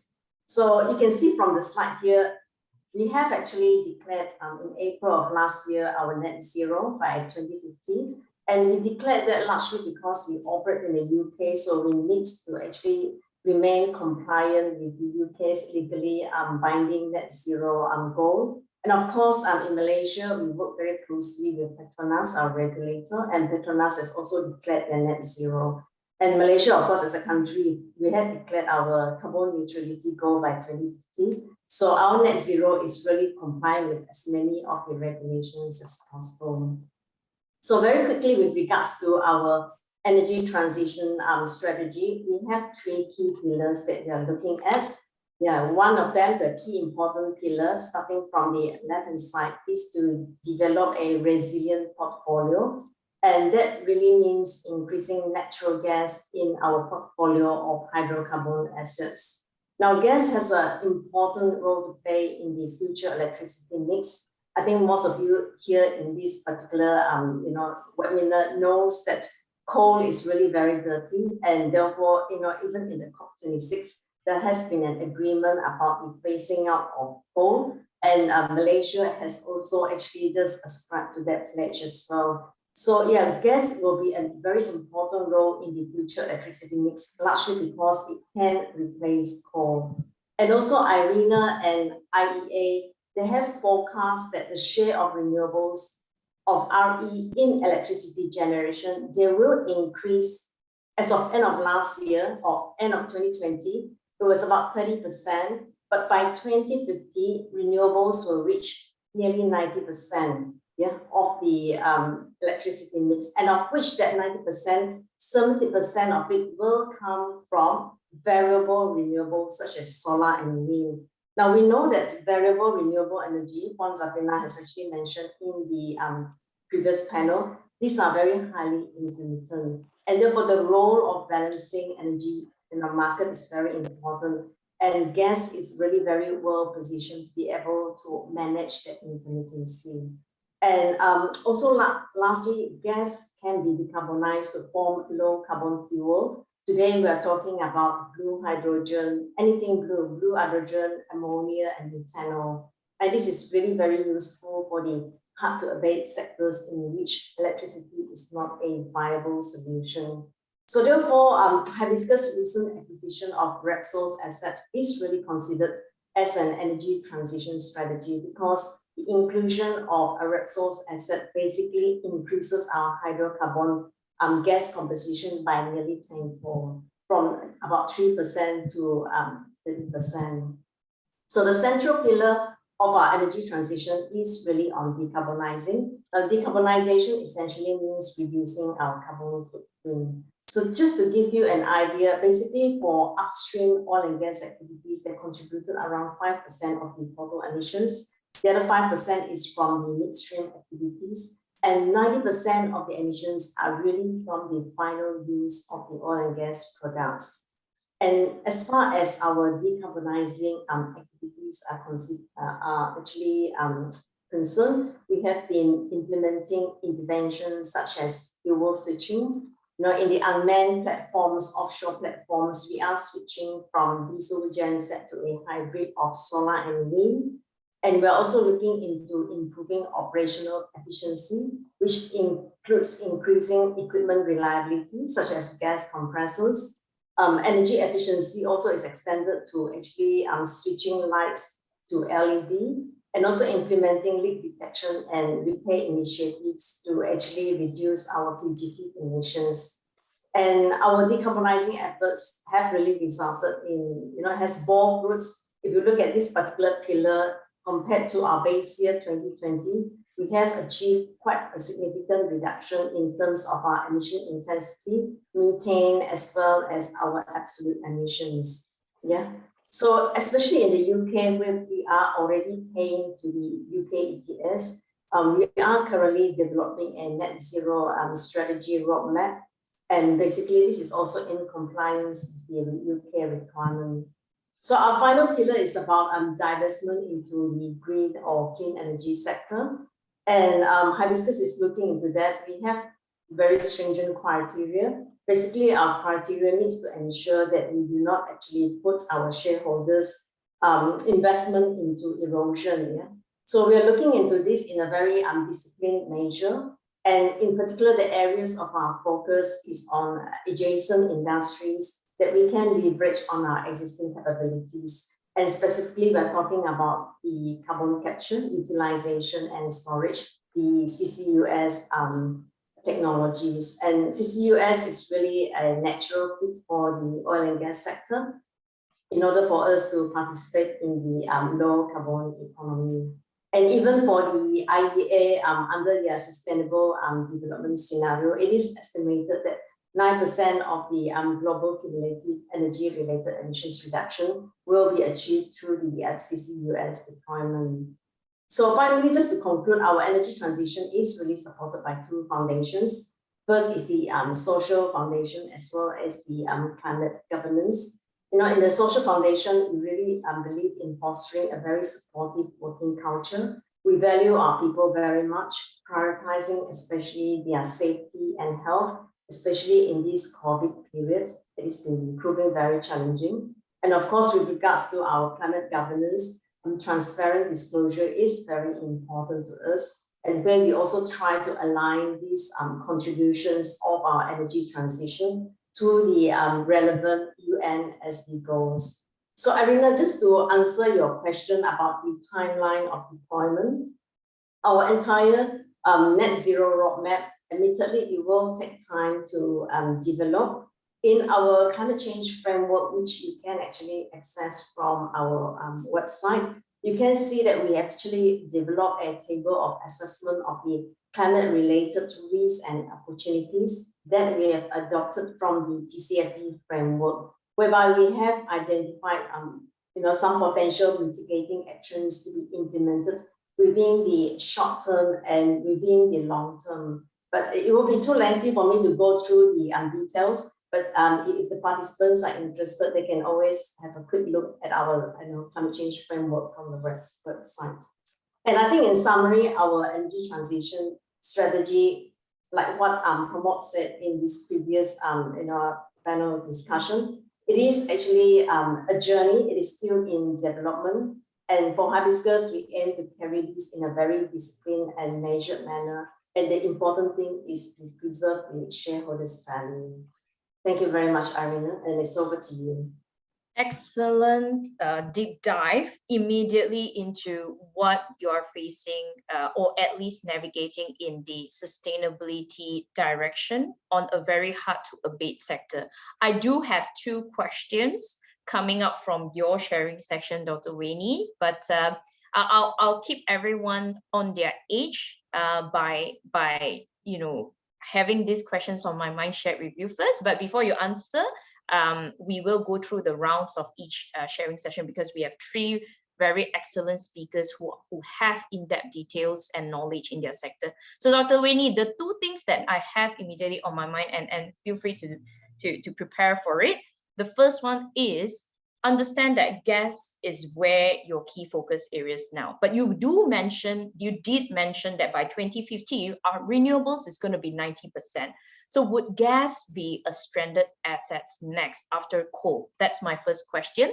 I know you have talked about the technologies that accompany the carbon capture, accompany the gas. And I'm sure you will share excellent insights further. Second question I have: Hibiscus, as you have mentioned, have gone through the UK emission trading scheme ETS. Now, I think as part of the everyone would want to know in this panel who have not gone through the carbon tax regimes would want to know what are your key challenges and your tips for the Malaysian corporates who are going into the carbon tax landscape. What can they expect in the future? So two questions. We'll come back to you, Dr. Waini. Now, we move on to the next panel that we have here.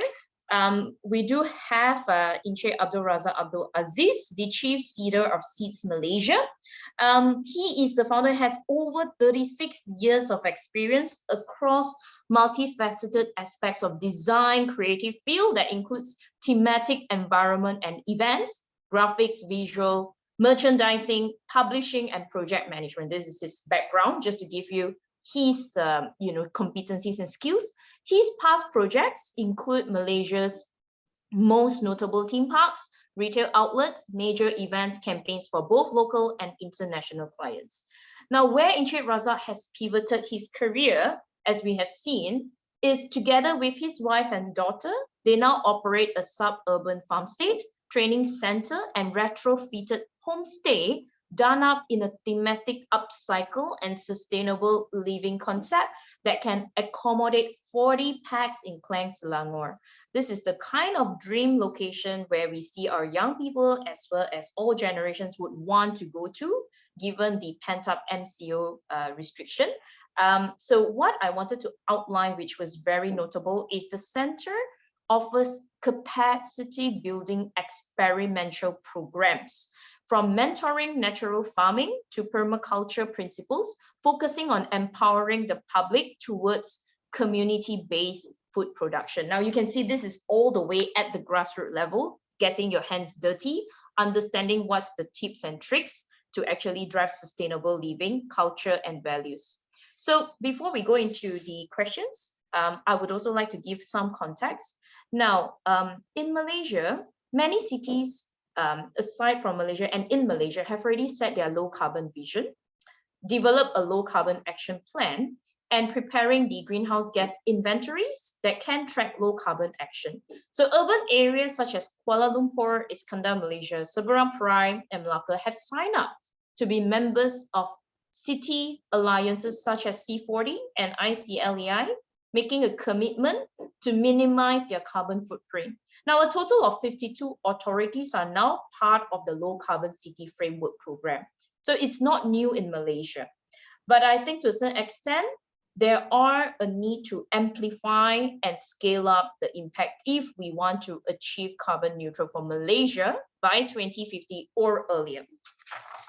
So we understand that SEEDS is on a mission, and it's a very important mission. So Encik Razak, in today's landscape where sustainability is seen as a critical must-have for all parts of society, we want to seek your knowledge, practical, on a few matters. Now, what does success looks like for cities or townships that now has to rethink sustainable and low carbon city development or redevelopment, considering there are many aspects to be tackled: biodiversity, circular economy, emissions, as well as the other environmental matters.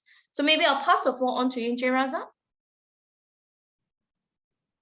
You may want to unmute. Yeah, thank you, Raza. Thank you.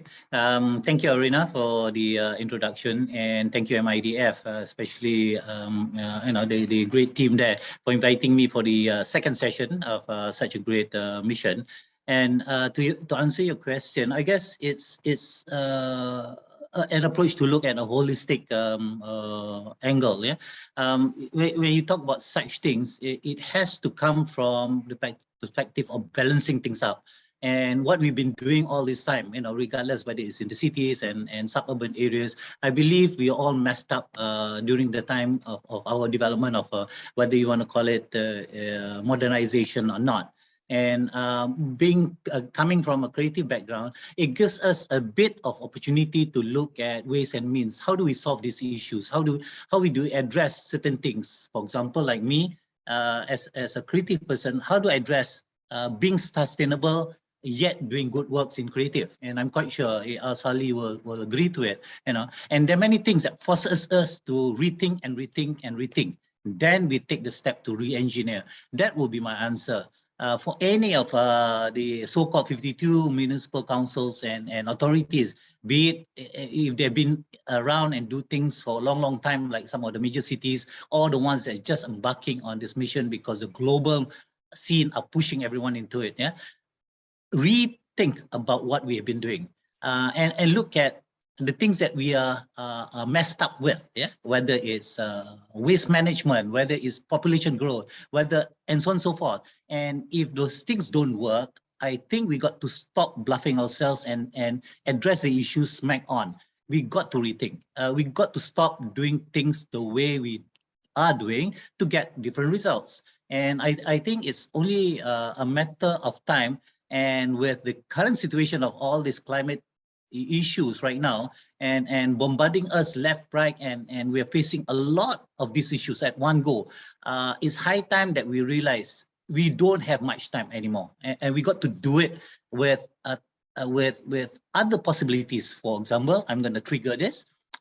Instead of top down, why can't we address it from bottom up now? Yeah, and see what will happen. I don't have all the answers, and I'm quite sure none of our distinguished panel from Dr. Wee and Sally and the rest of the earlier panels would have a overall answer to it. But for starters, look who we are. Audit myself, like me. I audit myself who I am as a designer, as a farmer, as a practitioner on the ground. How am I doing things, and what can I do to make a difference, and then move on from there to re-engineer myself. That would be my answer, Arina. Thank you.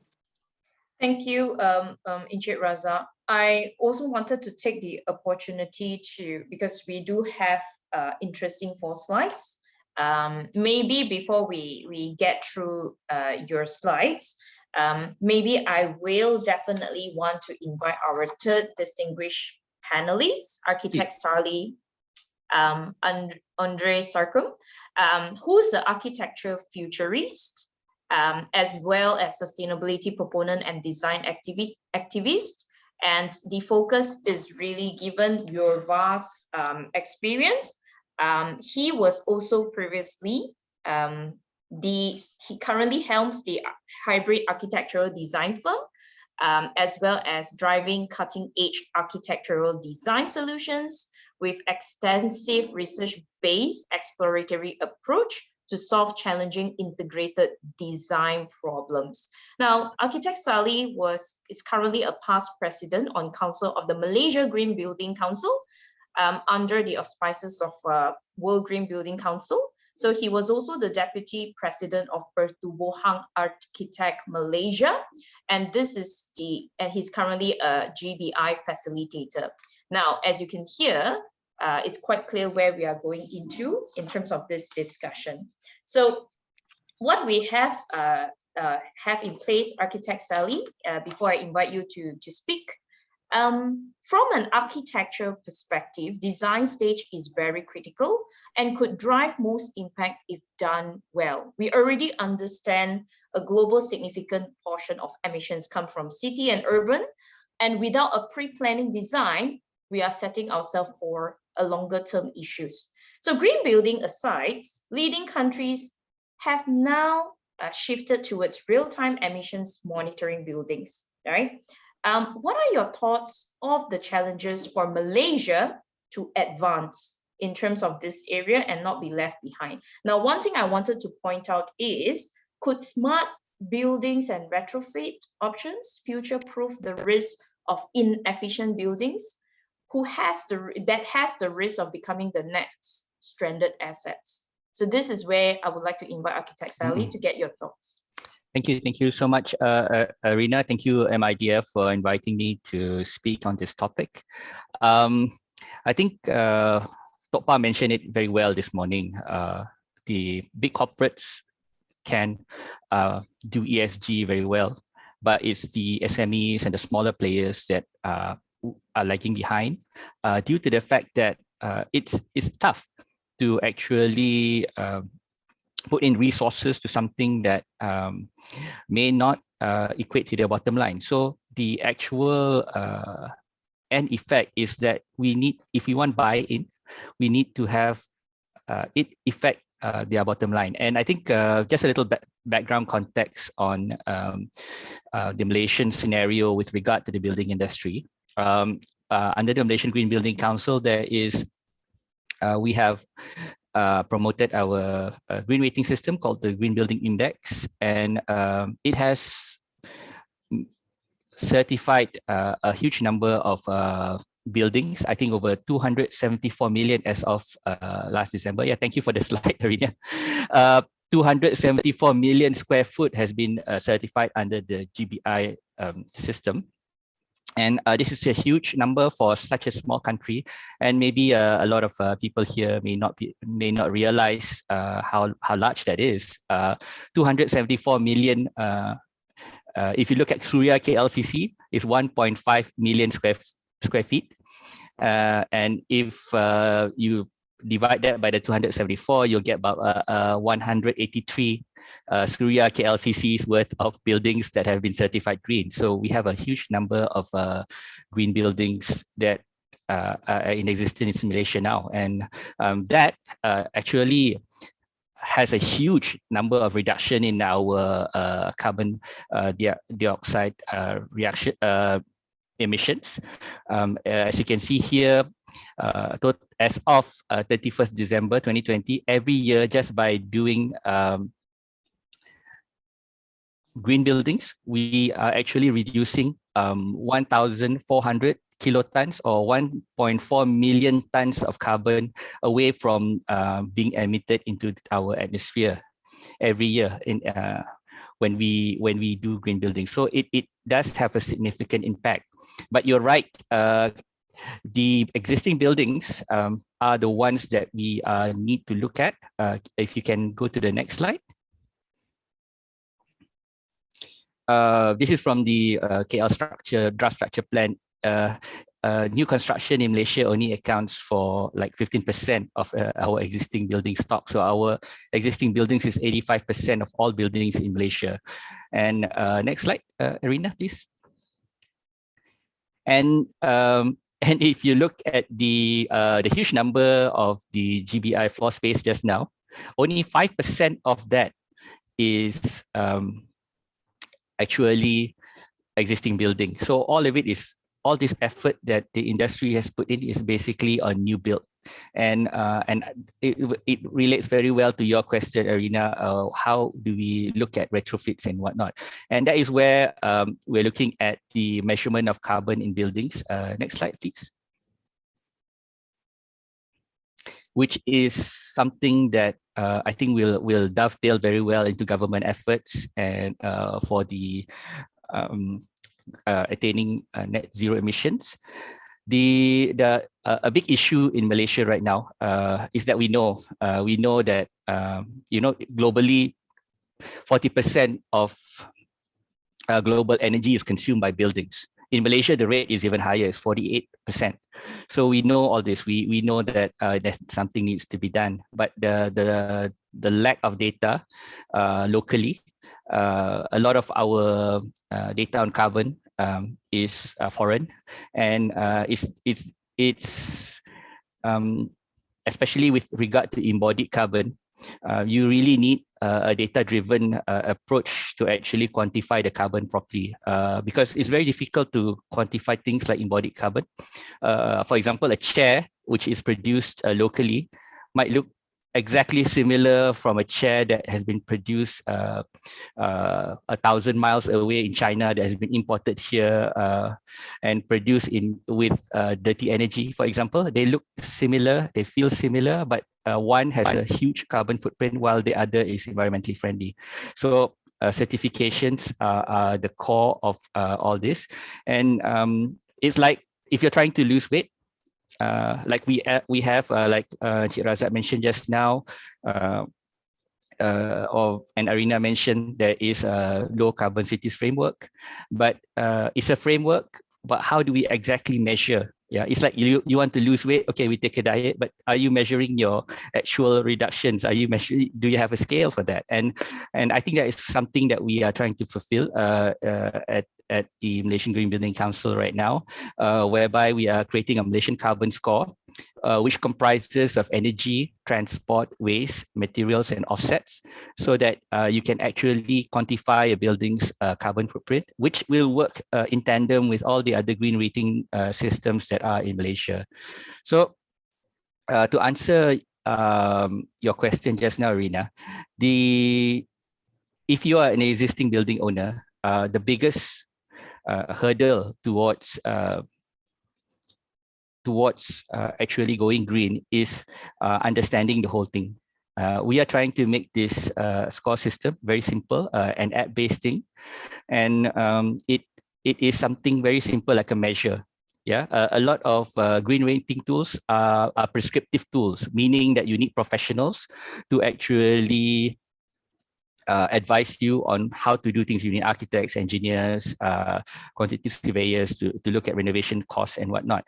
But to fill that gap where people would start and aspire to be greener, I think this is the first step, because it's a measurement, it's a very base measurement tool. It's like when you want to lose weight, this is the scale. And you know, whether you go to the gym, you need to pay a professional trainer, or whether you want to take supplements, you want to pay a doctor, or you want to go on a diet, have a nutritionist look at you. But you need that base data. So that is, I think, where we are coming from. And I think the industry is very excited about this. As you can see, I think there is a huge buy-in in the industry already towards green, because everybody realizes that's the way to go. And the way that the buy-in comes in is that people actually understand that if you reduce energy, you actually reduce cost. If it actually going green does not mean being more expensive. Perhaps there is some capital cost involved, but in the long run, the running costs, which also equates to lower carbon emissions and whatnot, lower running costs will actually benefit whoever the business owner or the building owner is. And I think that is where we should all leverage on, so that we have a larger buy-in. Yeah. Thank you. Thank you, Architect Sally. And I think to sum up what you have said, you know, the key message is currently emissions doesn't have a clear cost, but it's coming. Correct. So in that sense, recognizing that it's no longer just having a nice certification, but understanding that what underlies the devils is in the details, right? And this will result in future costs that could threaten sustainability of the business from an economic standpoint perspective. I think this is a very good refresher, and your slides have been amazing to give the context of, you know, what are the holistic, it's not just emissions, it's about energy, transport, waste, and how to actually reduce, for example, if carbon tax kicks in. So these are the Correct. Things that helps to actually provide a good roadmap, at least in a certain context that every sectors has started to understand the rising threats of transition risk before we even talked about, the other risks like flood risk and physical risk. But thank you for that, Architect Sally. I do have follow-up question for you, and to keep everyone interested and on their toes again. My question is very much given the various efforts that we have seen the regulators push out and the roadmap. Now, how do you see what would be the key turning point for Malaysia? Does it mean that, once carbon taxonomy kicks in, or once there's a certain milestones that the sector has to experience, that's where the shift will happen? Now, what's your visionary view of the timeline of everyone in the whole of system rally towards decarbonization, including the SMEs? So I'll come back to you, Architect Sally, but let's get back to Dr. Waini. I know, we have actually gone through the 3 rounds of panels. As you can see, it's a very diverse and in-depth discussion. Dr. Waini, I will stop sharing, but Dr. Waini, if you can remember the questions, I'm sure you have a very wonderful memory. The first questions: is gas the next potential stranded assets? Over to you, Dr. Waini. Yes, thanks, Arina. I do remember your questions and write it down, and they've kept me busy while the other 2 speakers are actually on their discussion. So basically, is gas going to be a stranded asset? I think the answer to it is that there will be progression. Yeah, you're seeing coal, which is being phased out, and in honesty, I think the next targeted sector will be the oil sector, because oil cannot be decarbonized. Where else gas can be decarbonized? You can put through gas through the CCS process, the carbon capture storage, and you will churn out the blue hydrogen, blue methanol, or if you can actually even just go through pyrolysis, and then you can get turquoise hydrogen. So hydrogen is really very versatile. Even I'm going to quote a study by DNV in their Energy Transition Outlook, which they've published at the end of 2021. According to them, gas, in the global energy supply by 2050, gas will still constitute around 24%, and it will be, of course, taking the lion's share in terms of the fossil fuel composition. So as much as we do want to have renewables as much as possible, and IEA has actually, we have put it very nicely. The IEA has actually put up all the, how are we going to achieve the net zero? Basically, is the renewable energy, energy efficiency, innovative technologies. And then finally, of course, we are talking about a net zero. So it doesn't mean that there is zero emissions, but it does mean that, like what Encik Raza is saying, that nature-based is going to come in and support us. So to answer your question number 2, which you're talking about the UK ETS, do you think I can move on to the question 2? Are you satisfied with the first question? Yes. It was in fact the question that was raised by the panel floor, and you aptly covered it, hydrogen. And maybe I'll pause there. What about ammonia? Right, okay, ammonia is also, actually ammonia will be even more transitionary compared to hydrogen. The reason is because it is way much easier in terms of infrastructure to actually transport ammonia. So yeah, even within the transitional fuel, it may not be an immediate leapfrog into the, I think the most ultimate aim that what everyone is trying to vie for is a renewable gas, the green hydrogen. But the green hydrogen would be, at this juncture, it would be very, very costly to produce. And reports have shown that really up to 2035, the focus would be on the blue hydrogen or the blue ammonia, and as well as the methanol. Then post that period when renewables scaled up in a very meaningful way through, of course, the support of the infrastructure. Once Apina has talked about the constraints of the grid, once that has been successfully abated or mitigated, then we can see the green hydrogen taking off. Thank you.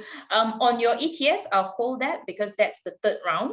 Okay, that's fine. Yeah, thank you, Dr. Waini. I would like to quickly move on to Encik Raza, because Encik Raza, we do have question by the floor. Now, what are some practices that society can start immediately, recognizing, even if we talked about the energy transition that Dr. Whitney shared, corporates are really pushing the boundaries to innovate, to reduce costs and drive efficiencies, whether it's conventional or new age technology. But the broader society wants to understand what can be done and should be done towards sustainability. I know you have a few slides. Let me know if you'd like me to bring it up. Yes, go ahead. But I'll just answer your question, Arina. Very, very good question, because I think it addresses what people like you and me can do for ourselves. Yeah? For me, like I say, if you address yourself and audit yourself, what can I do better? Even if you don't look at the 17 SDG goals, how can I produce something better? How can I do something else, more effectively? Be it I'm a designer, a lawyer, an architect, a doctor, and I'm quite sure you get some of these answers. And for us, anything under the sun works, as long as it goes on to a better platform of production. You talk about being sustainable in energy. Of course, people on the ground can actually take initiative with solar energy, alternative energy, like what we have in our own context, rainwater harvesting, another aspect of it. Then you go down the list, how can we design our homes to be more effective in addressing some of the issues like hot, cross ventilation, and waste management, and so forth. So there are really many things. But as a farmer who has been doing this for somewhat 18 years, when we decided to diversify into agriculture, we realized that one key thing is actually food production. It goes beyond doubt, and I feel sometimes as a farmer, we tend to ignore or miss this particular aspect. We are not producing good quality food for ourselves, and we allow the whole industry of agriculture to drive ourselves. And today we realize we are having these major issues of ground up. The grounds are not producing, the production are not doing well. We waste so much in our production, and then it goes to a chain of series of delivering things and so on and so forth, and eventually in the supermarkets, and we as consumer waste a lot. So food production is something which addresses everybody, every single one in this world. And I want to zoom into food forests. Why we put that slide up, and the first slide that you showed was just an experimental of our Seeds Malaysia food forest. And today we're proud, after almost 4 years now, and it's coming to what it's supposed to do. If a permanent food forest that produces food for us, in our own context. So just an introduction of food forests and the benefits is. It's something like, if you look at nature, it's already producing a lot of things, including food for everybody, including the animals and humans. What if we can now use that principle, and we can actually create food forests within our own context, whether it is, I'm going to get a bit of a flag here from others, even if it's in your apartment, even if it's in your own little house, like when we first started USJ 6, a small plot of 20 by 40 feet, even if it's a larger community-based gardens, community gardens, even if it's a large urban area, like some of the urban gardens that we have, like Bangsa, Kebun Bangsa, etc. Now you expand that to suburban areas and rural. There are many things that you and I can actually do. And I encourage everyone in this short time frame, research what food forest is, the products and the benefits that you can get on with it. And you can see that it's probably something that everyone can relate. And to summarize it, I'll use this quote from Jeff Lawton: we can actually solve all the world's problems in just a food garden. Really, and I encourage everyone to actually look at that. It's a bold statement. It's like saying one in just one statement, but having done this for many years, I see a lot of equation to it. So to answer that question, let's find means and ways for you and me to address our own needs first. Then you see the patterns of it, and I can actually explain why food forests can actually answers a lot of those things that we are facing right now, including how do you actually calculate your carbon footprint? How do you actually have a connotation towards carbon zero net count, and offsetting the things that we are already talking on the global scene? how do you suppress this, the carbon within a food forest? And I can actually relate some of the projects that we have right now. We're planting thousands and thousands of trees right now. There's one coming up in end of this month. We're planting 2022 trees in Unicity by Malaysian Rubber Council. And they've taken this step to actually initiate what if communities like you and me, what if our students can actually plant, one person can plant 10 trees? What if that can happen? And you can see the results, because everybody wants to suppress the carbon sequestration, and everybody needs food, everybody needs oxygen. Yeah. Thank you, Encik Razak. I think you have really hit the hearts and needs of society, especially when we face the pandemic. Food security was one of the key things that we had to actually manage, the basic of all humanity. That's one. I will come back to you on a few questions. One thing is, given, from a very corporate landscape and down to the ground grassroots level, two questions actually. The first question will come back to you. The first question is really, how do you see the landscape of urban farming from an industrial standpoint? Because ultimately, we want to be able to scale solutions. Now, we've seen in Penang, the ministry has already come up with initiative on urban farming to actually try to aspire toward having an ecosystem that can feed 400 households at one harvest. Now, it's a very aggressive ambition, but I would like to get your thoughts on the practicality of such solutions deployed for all cities. Second is, for people like some of us who doesn't have the capability to scale, but we really want to get into it and we live in the urban city, what are the plans that would you suggest for us to kickstart? I mean, I see everyone smile here because not everyone has green fingers, but given your very vast experience at the grassroots level, what tree should we be planting? We'll come back to you, Encik Razak. But let's move on to Architect Sally. And it's very interesting because we have a lot of questions for you from the floor. Now, first question, moving forward, should high-rise or low-rise buildings be built, which is more sustainable and less carbon footprint? First one. Okay, I think this is an argument that has been going on a lot between in planning, in city planning. Individually, dense buildings such as skyscrapers or high towers, it's very difficult to be net zero emitters because everything is concentrated in one spot. But per capita, per person in the building, the energy output or the carbon footprint should be lower because they are using less land. Those land that cannot be that are not used for the low-rise residential, low-rise office or residential, should be converted into urban parks so that the city can have some sort of ecological balance. A good example here in KL is KLCC. Imagine KLCC in its original development plan there's no KLCC, but it's actually low-rise, something like Kota Damansara. If you imagine Kota Damansara happening at the KLCC area, a lot of low-rise buildings.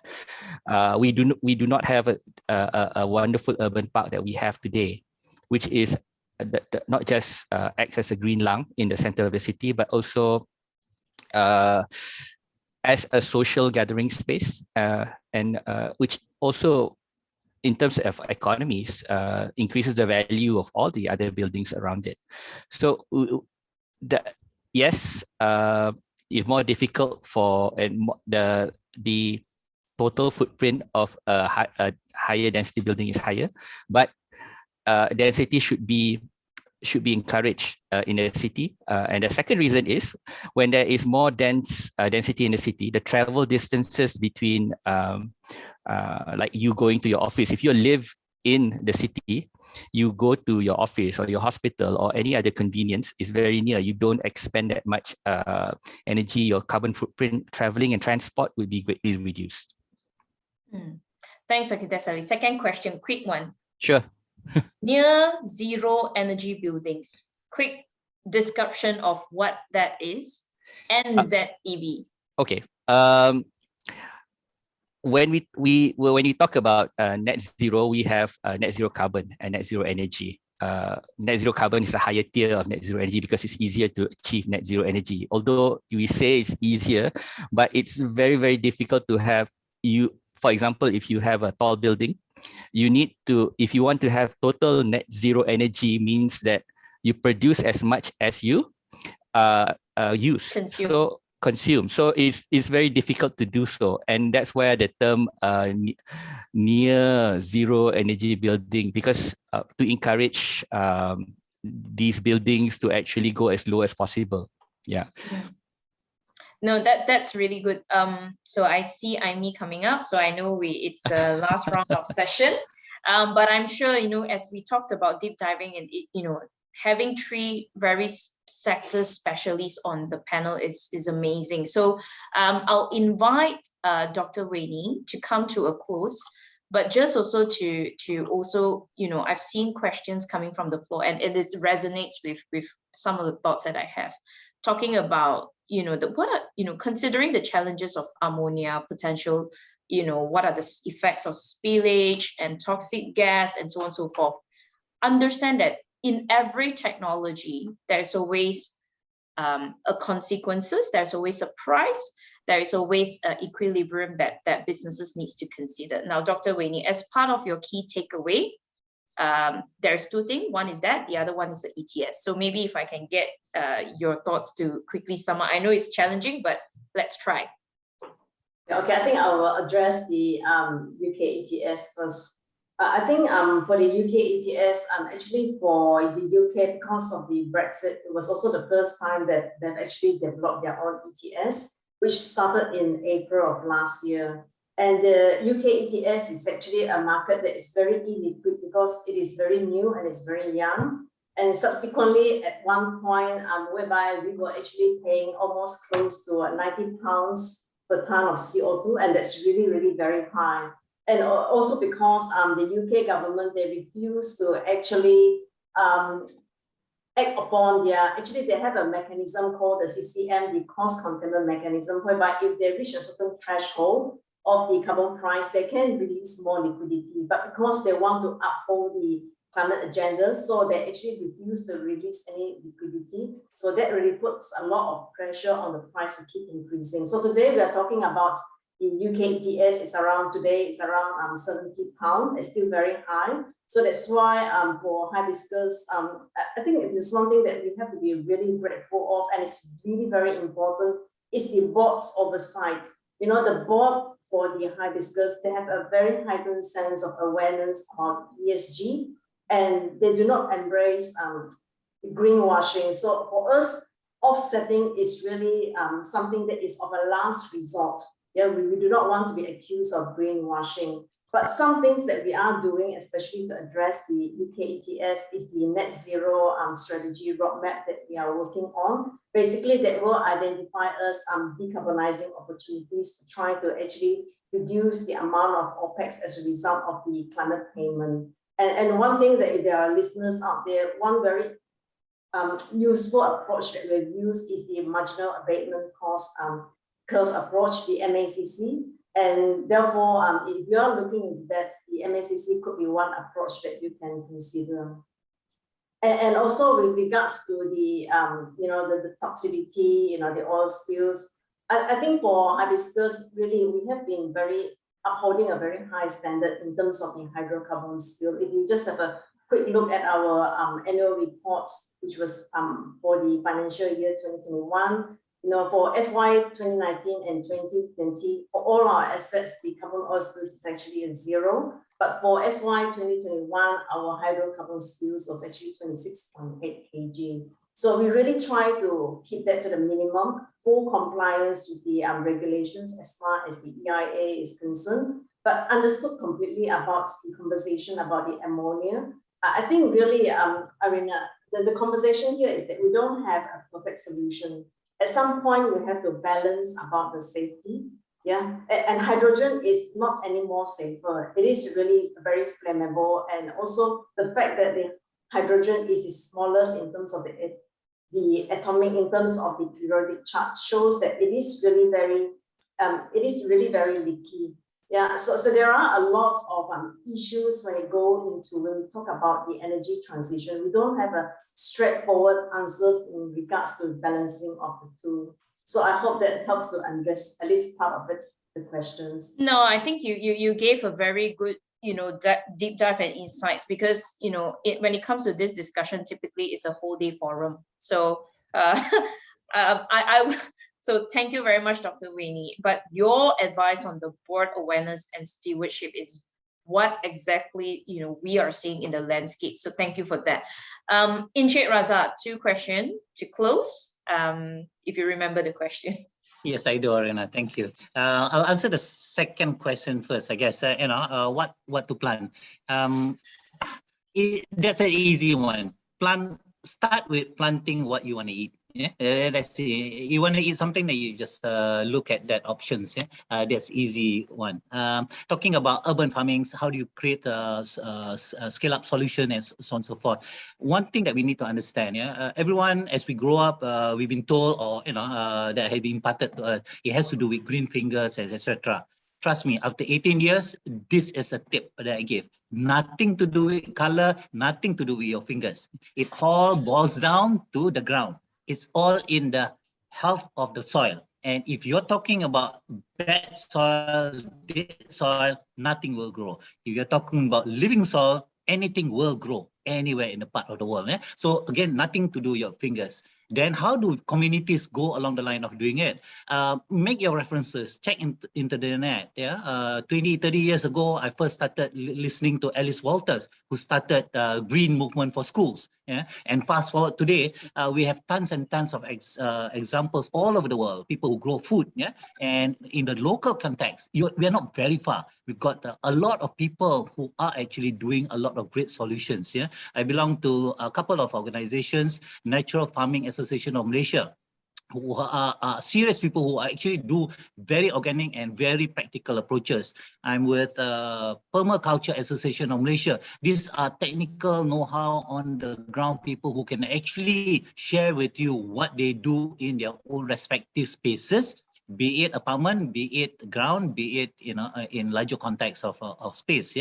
And we're there. We want to talk to everybody about what we are doing, because it's ground up. And I hope people can also refer to things like kebun bangsa, TTDI programs.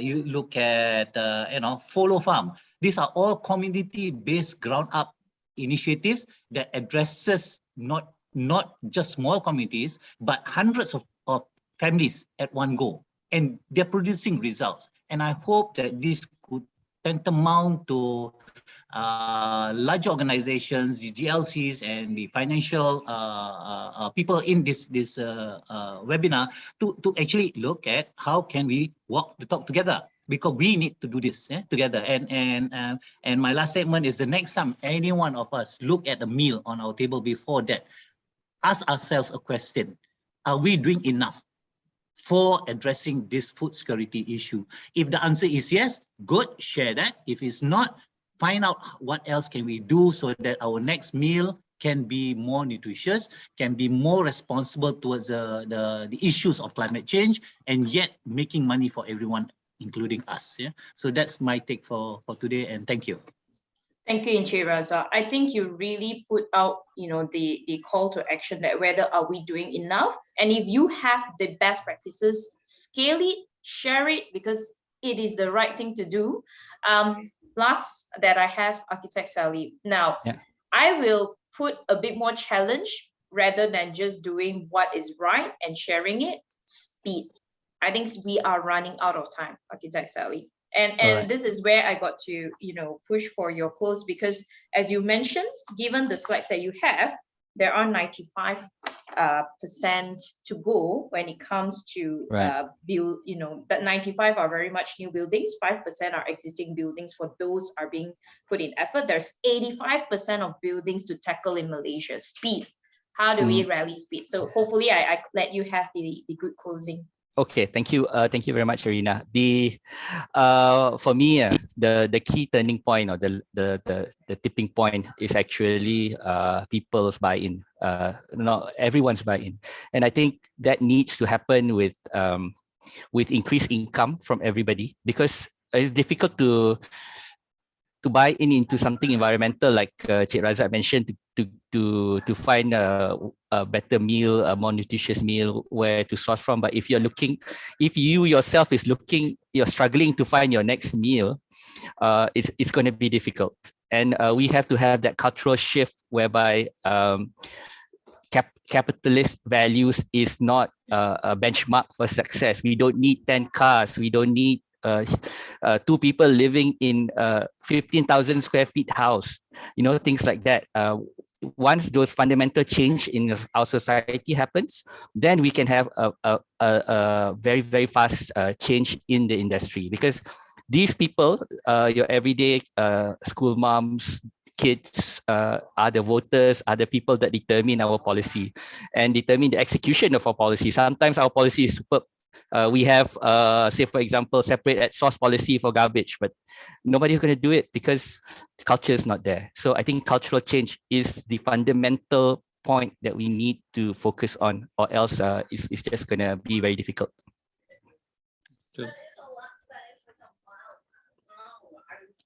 Thank you, Architect Sally. So thank you very much, distinguished panel speakers. I'm very blessed to have three very excellent speakers today. My last, sharing is really, if we know what we are measuring, it's no longer what measured gets managed. It's no longer that.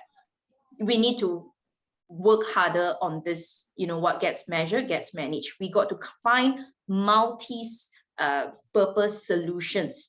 I think the call to action is, for example, digitalization. We got to find the sweet spots that can address not just one stone hit 2 birds, but one stone hit 100 birds. So that is my last call to action. I know it's challenging, but we only have one lifetime. So with that, I'll pass on back to MIDF. Thank you. Thank you. Thank you all. Very much, Arina. Thank you, Arina. Thank you, Arina, and the panels. Yeah, thank you, Dr. Winnie. Thank you, Cik Razak. Thank you, Architect Sally. Thank you, Berraz, Dr. Winnie, Architect Sally, and Arina. A lot of interesting points from that discussion, and what a great way to end the panel sessions today. Moving on to the final item on our agenda, ladies and gentlemen, I would like to call upon Yang Berbahagia Sri Abdul Rahman Mahmad, Chairman of MIDF, to say a few words and to officially close the MIDF Green Conference 2022. Please welcome Tan Sri. Thank you, Amy. Let me recognize our guest of honor this morning, Yang Berhormat Datuk Mustafa Muhammad, Minister in the Prime Minister's Department in charge of Economy. Yang Berbahagia Datuk Sharon Wardini Mogzani, our Group Managing Director, board members and key senior management of MIDF, notable panelists and moderators, honored guests. Assalamualaikum warahmatullahi wabarakatuh, and good afternoon to everyone. First of all, I would like to thank Yang Berhormat Datuk Sri Mustafa for accepting our invitation to deliver the keynote address this morning.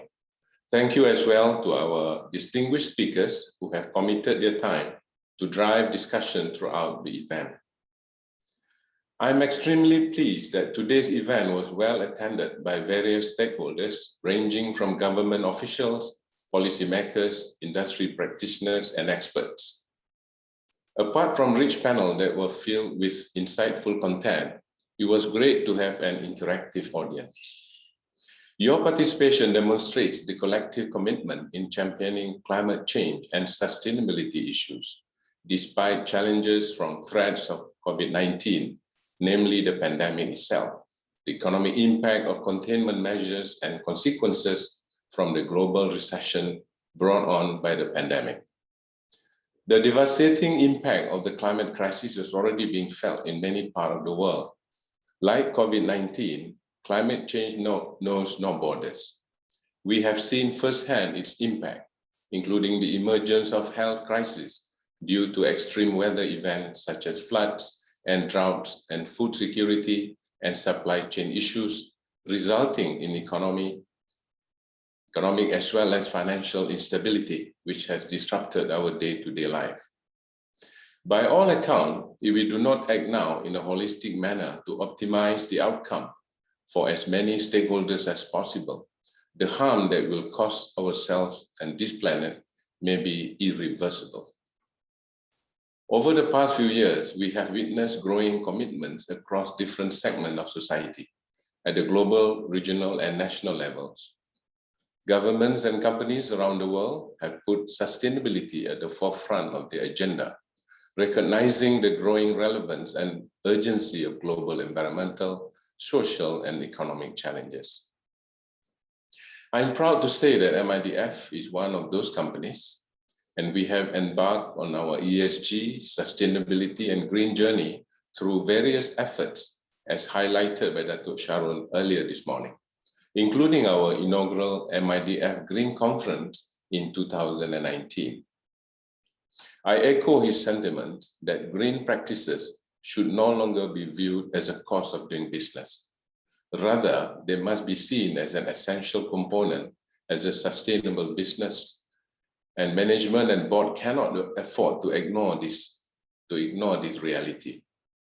Ladies and gentlemen, our panelists today came from a range of backgrounds to discuss crucial points relevant to the theme of today's conference. Beyond the blah, blah, blah was very apt indeed, as many of our discussion delved into real-life experiences and practical challenges faced on the ground. Our speakers brought to the table a myriad of experience and insight from different perspectives and points of view, from that of a regulator, government-linked agencies, corporates, activists, and other stakeholders. In the first panel of the day, there was very insightful discussion and sharing by the speakers on their approach to investing in ESG compliant companies, and whether being an ESG compliant company helps at all with raising capital. Personally, I was very encouraged to hear these large institutional investors touch on the role that SMEs can play in this low carbon transition, as well, given that SMEs are a topic that is very close to our heart.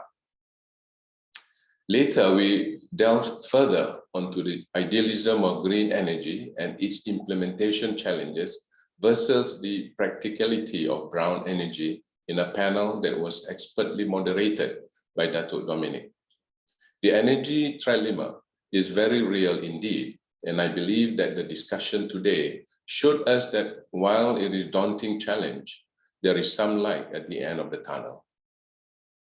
And finally, just before me today, we had a truly diverse panel of experts deliberate the sustainability agenda, what the future holds for it, and where do we go from here.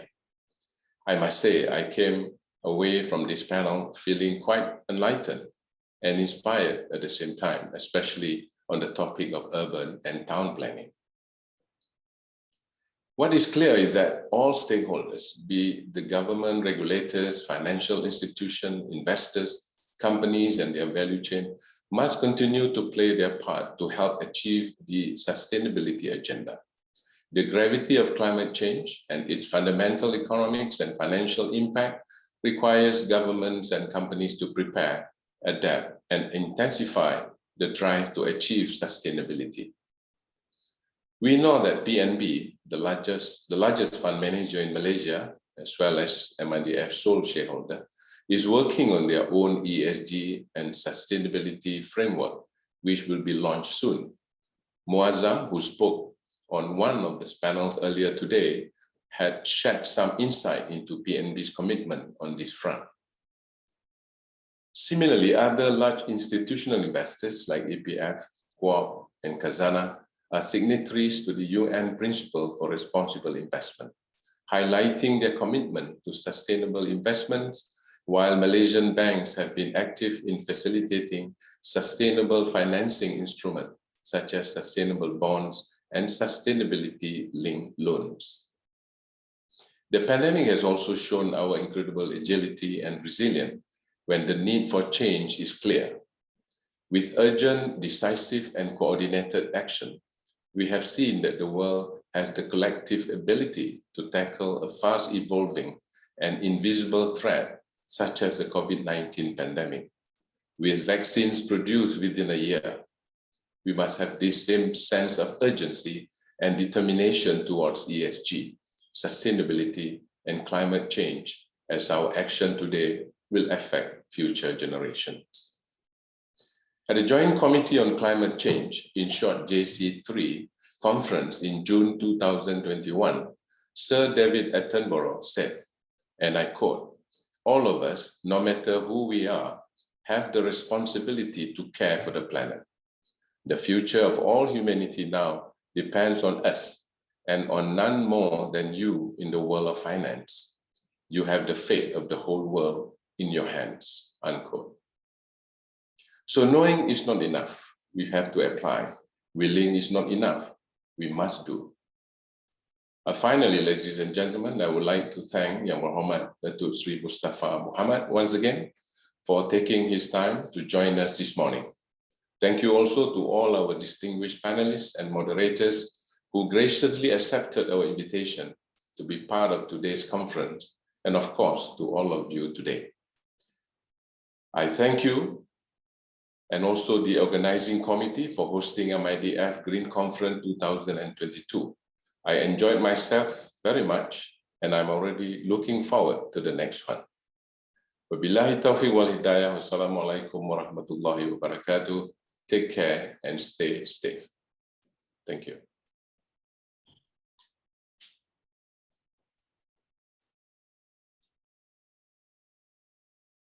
Thank you, Tan Sri, for your closing remarks. Your insightful speech and the way forward for us is a perfect end to this conference. Ladies and gentlemen, we have come to the end of the MIDF Green Conference 2022. I believe that we have learned so much today, and more importantly, we have been inspired to go beyond the blah, blah, blah. On behalf of MIDF, I would like to thank everyone, yes, that's all of you, for joining our conference today. We are so graced by your presence and participation. With that, I wish you goodbye and hope to see you all at the next conference. Thank you again, stay safe, and Assalamualaikum.